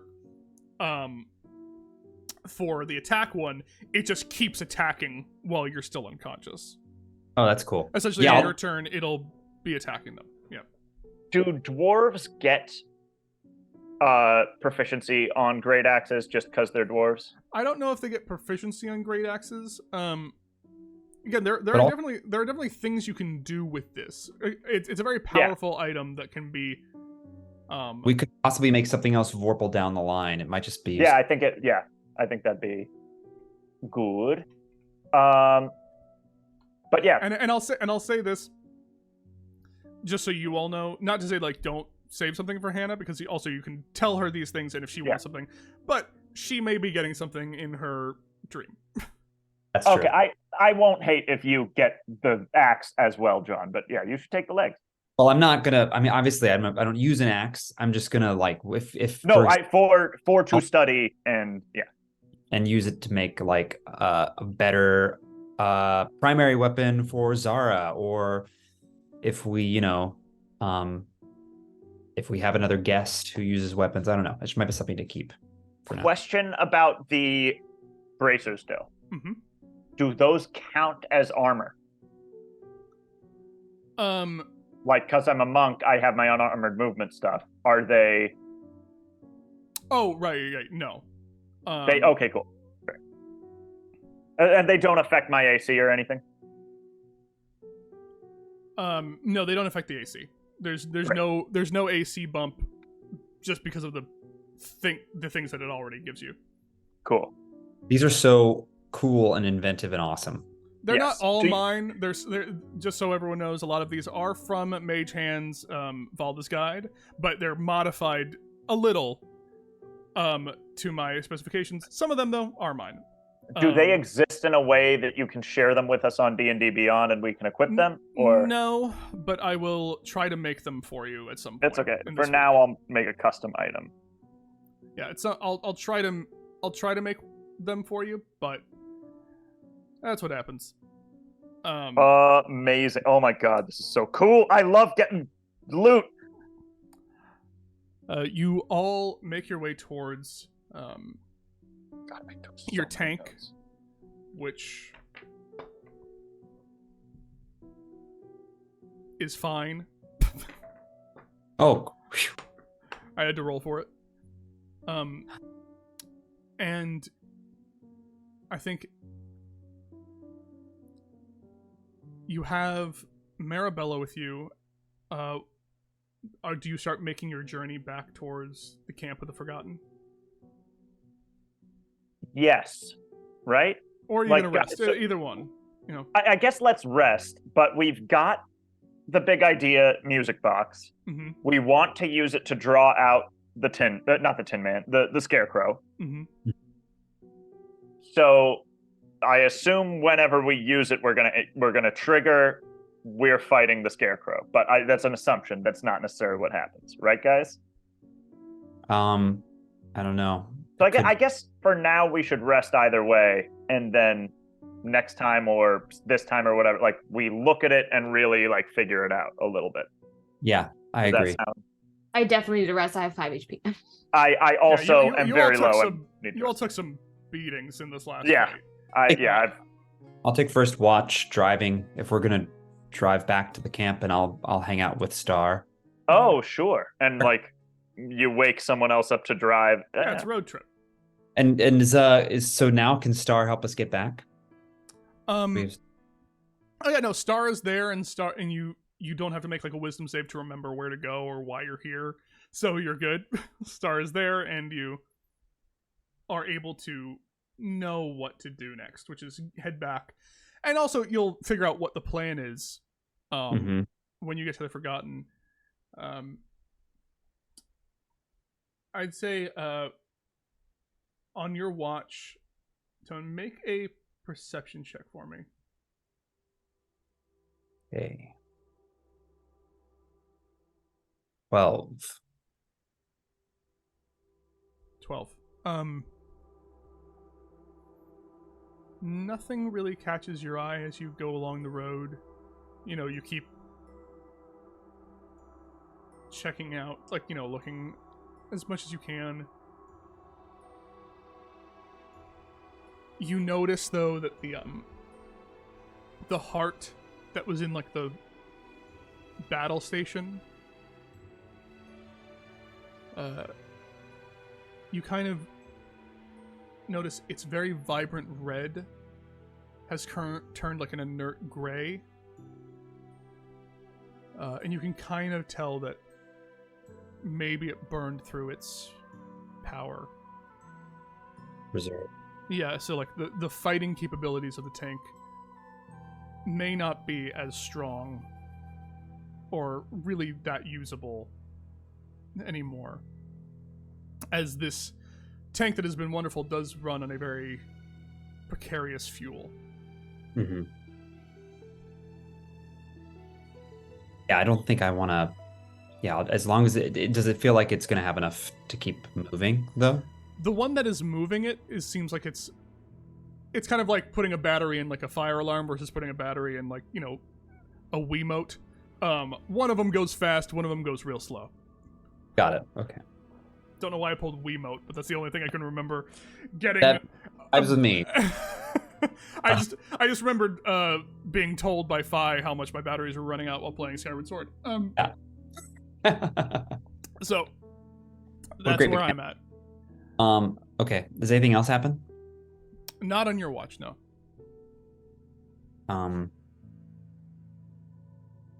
Okay. I think that is all I'll... You know what? Okay. I'll also summon my Manifest Mind just to have around while I'm sleeping. Tomas kind of just flutters around. Still such an odd thing, Tomas, for you, but this flying tomato, sometimes with a smile. What's Tomas's feeling right now? What does Tomas look like? Their expression.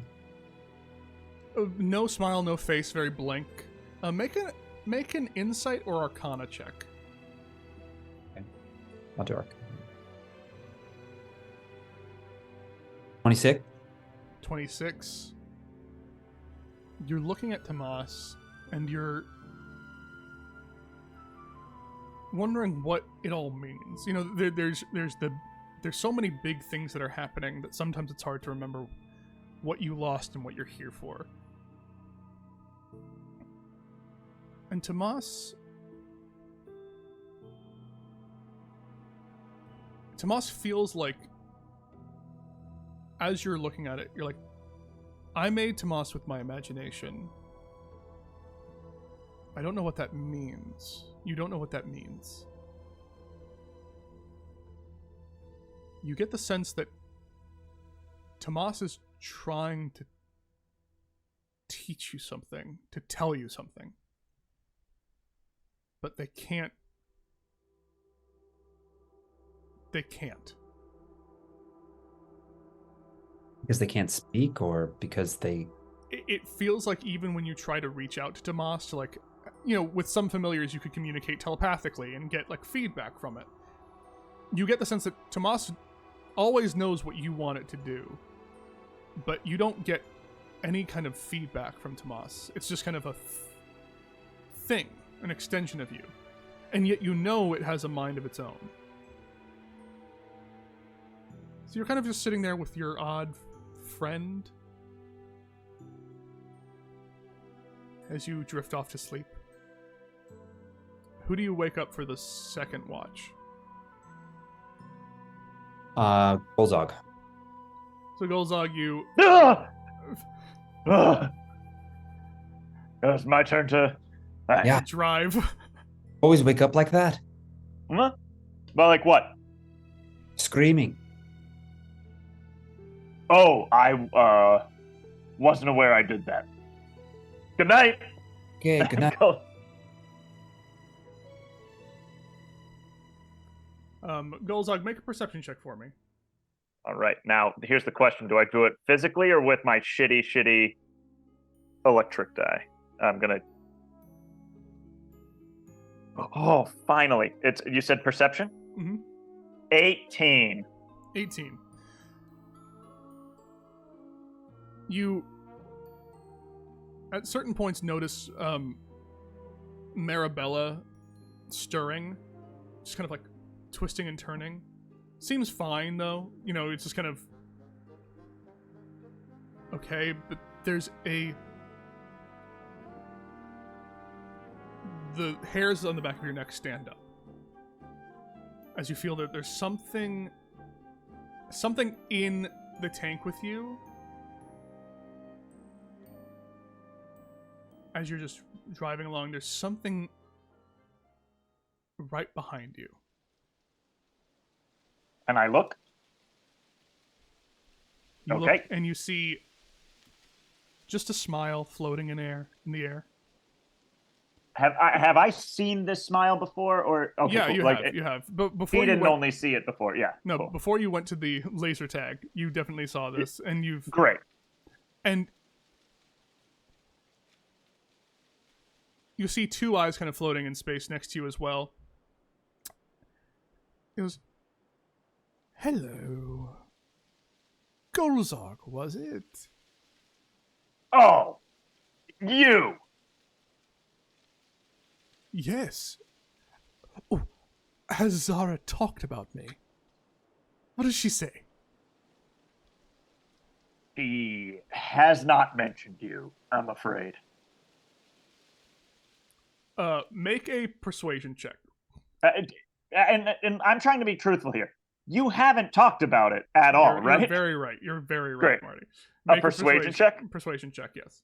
Oh, no, I did it electronically. Oh, 18. Finally. You see the smile just turns into a frown. Like,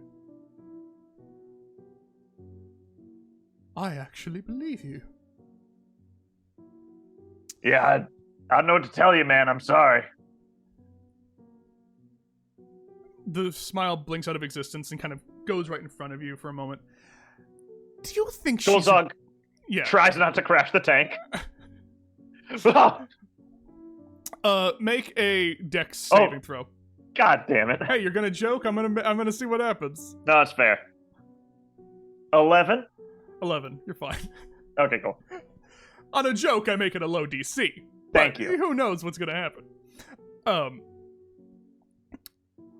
Oh, you're spooked easily? Tell me,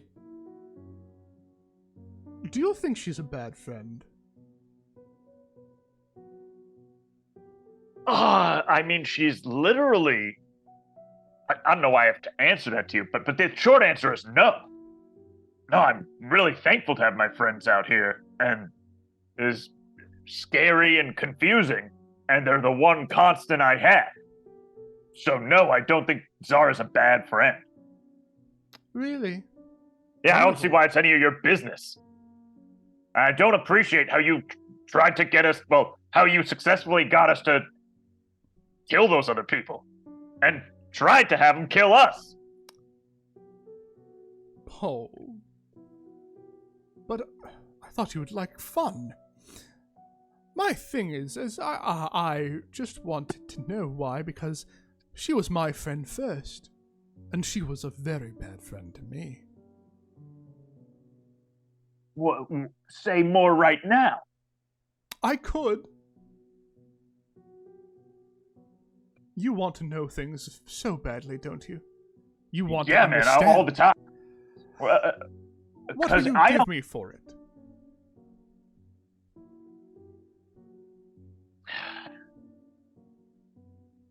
Golzog thinks about the rules of this world Mhm. and sort of is like,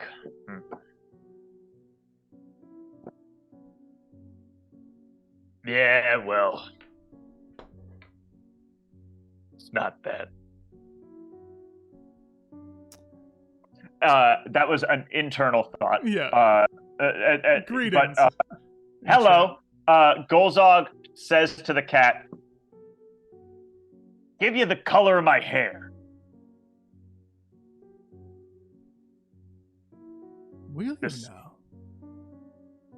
Yeah, there's sort of this brown color.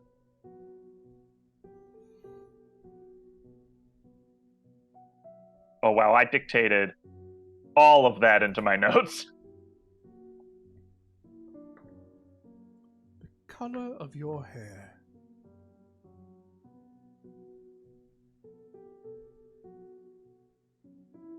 Done. In an instant, you see the color almost like floating off, like wisps and bubbles, almost like it's becoming a dye that just kind of lifts off your hair. And your hair goes like a stark gray, like a grayish white, like almost monochrome.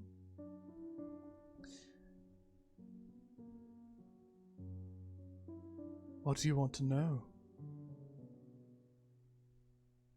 What do you mean Zara was a bad friend? What is your history with her? And are you her lost thing?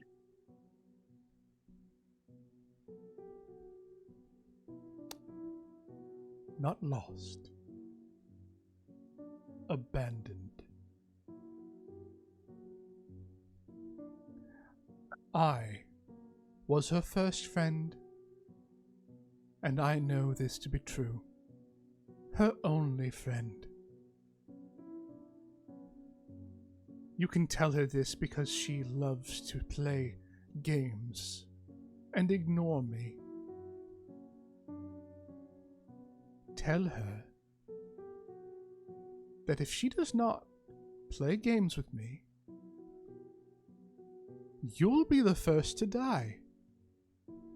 You will, like, the royal you, or like Golzog intestine scarf you? No, my brown-haired friend. I'm not anymore. It'll be you. And the longer she does not talk, it'll be them. And just eyes appear right above Marabella. Oh, And then them.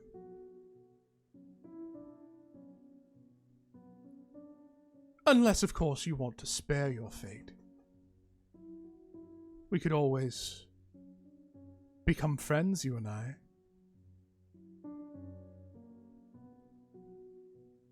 well, it said, unless I want to spare my fate. Yeah, your fate.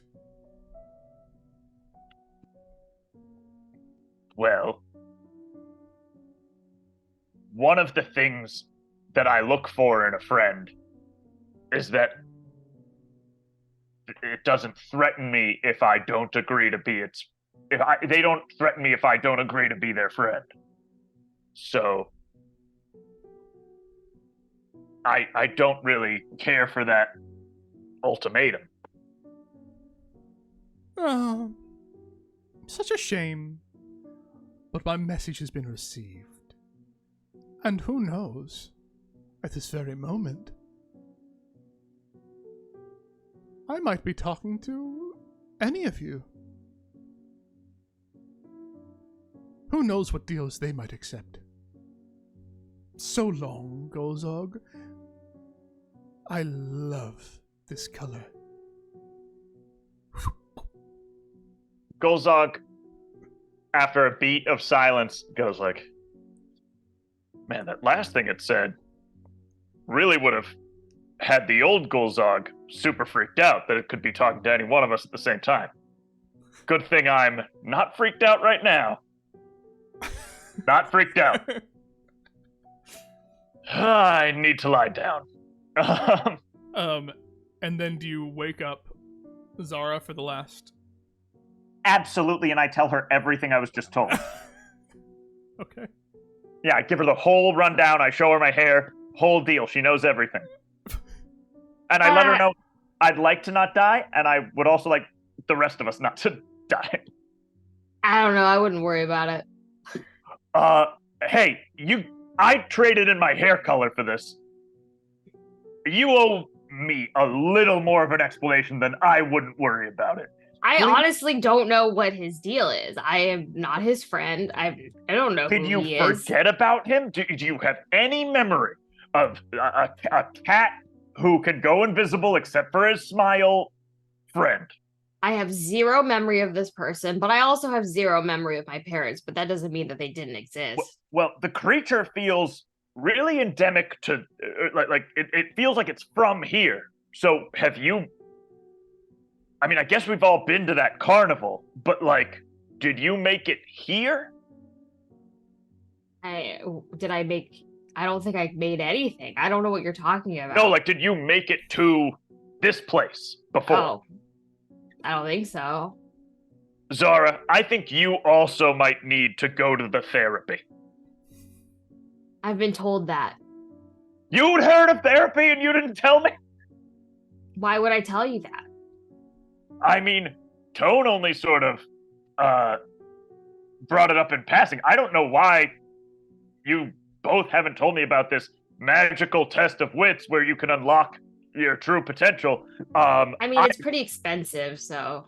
I would like to insight check Zara, to see if, Yeah, go ahead. like, if she's holding anything back. Oh, goddamn. Now I'm in this, I'm paranoid about my electronic. Jasmine, roll persuasion or deception. Don't say which one, just say the number. Okay. It doesn't matter. I failed hard. Well, so without- 6. with how Jasmine rolls, you never know. 11. 11, okay. Mm. You, regardless of its deception or persuasion, you don't believe that Zara's holding anything back. All right, well, look. I know you don't remember it, but I guess you're it right now. So once we sort things out with these... I know that I'm it. So once we sort things out with these kids, clock might be ticking on trying to tag someone else at the very least. Well, I was just kind of hoping that I'd either leave or die before that happened, and then the game would end. All right, and look, Zara, that's your prerogative. Speaking as your friend, who'd rather you not die, but would also love for the rest of our friends not to die, I think it would be helpful if we explored what was going on with you. Because I could make you it. I'm not particularly interested in this guy. He seems a little obsessive, and I don't know. The more you feed into that, the more they just go after you. Oh, well, I mean, you love this option. You could try to kill him if you really don't remember him and he's really not your friend. Then The problem is he doesn't seem to have a body. He's just like a floating eye and a mouth. an eye's part of a body. I've heard many tales from the battlefield of people who have died from stuff in the eyes. Or mouth, honestly. My eldest brother, Margith, is a really tremendous warrior. Yeah, there's something magical going on there, though, and I don't quite understand it. But if you want to stay up and see if he shows up to me, and then you could try and attack him. No, I'm out of key points, which is a thing I made up for just like how much I'm able to do the arms thing. It rolls off the tongue nicely. Well, I'm out of health points, which is another thing I made up because I'm pretty beat up right now. Yeah, ballpark estimate, how many health points would you say you have out of like whatever your maximum is? On a scale of 1 to 28, about a 5. Yeah, on a scale of 1 to 51, I have like 21. So I'd like to get the rest of my rest as well. Cool. So anyway, good night. Please don't let us die. Before we end off for the evening, Jasmine, have Zara roll a perception check as you take over the wheel. Okay. That is going to be a 21. 21. Roll an insight check. Okay. Ooh, 10. 10.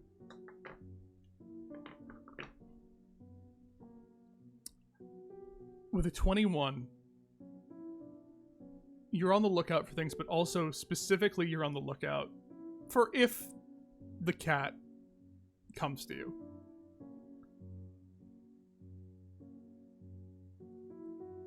And you get the sense that the cat is specifically not coming to you. And whether or not it works, because it probably won't, as if it's like their power play against you. And so you spend your watch in silence. Almost like a forced silence, as if there's someone trying not to say anything. I'm really happy about it. Like, I'm really glad I don't have to deal with him. And if he's watching me, I'm like putting on the biggest smile, being like, this is the most peaceful time of my entire life. It's like Stuart and Letterkenny not talking to Katie. I'm not talking to you. It's on that as you are continuing on this drive. A threat received, and a still unconscious Marabella waiting to learn so much and see what is happening with her. We will end for the evening. Thank you so much, everyone, for hanging out. I know it was a lot of lore this time around. I know I'm going to have to tell Hannah off stream exactly what happened in very clear detail for this one.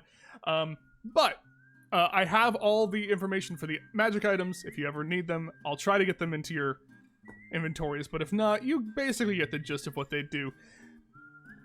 Incredible. I can't wait for next time. Well, next time we'll talk. We'll talk and see if we're doing it next time. Obviously, check our socials to see if we are, in fact, live next Tuesday. Does anyone have anything they want to plug? Well, obviously, support the writer's strike, the actor's strike, the flight attendant strike that I think is going to happen. IATSE. Every strike, support them, because I guarantee you they're right. I don't even have to look into it. They're in the right. If you think it won't happen to your industry, a strike is always the last resort, and it's because workers in that industry are getting fucked over. They'll come for your industry next. Support the strikes that are happening across the country. That's a threat. Yeah, Marty is specifically threatening. No, not your job. The bosses in general. But in addition to that, go ahead and watch any comedy by Danny Jawless, is a great comedian, or listen to any music by Famous Friend or Matthew McCollum, who have both done music for us. Anything else, people? I don't really got anything. Obviously, subscribe to the Hero Club podcast. Go check out, I'll get a link for this. Go check out George's TikToks and Instagrams. He's doing a lot of DM George Primavera.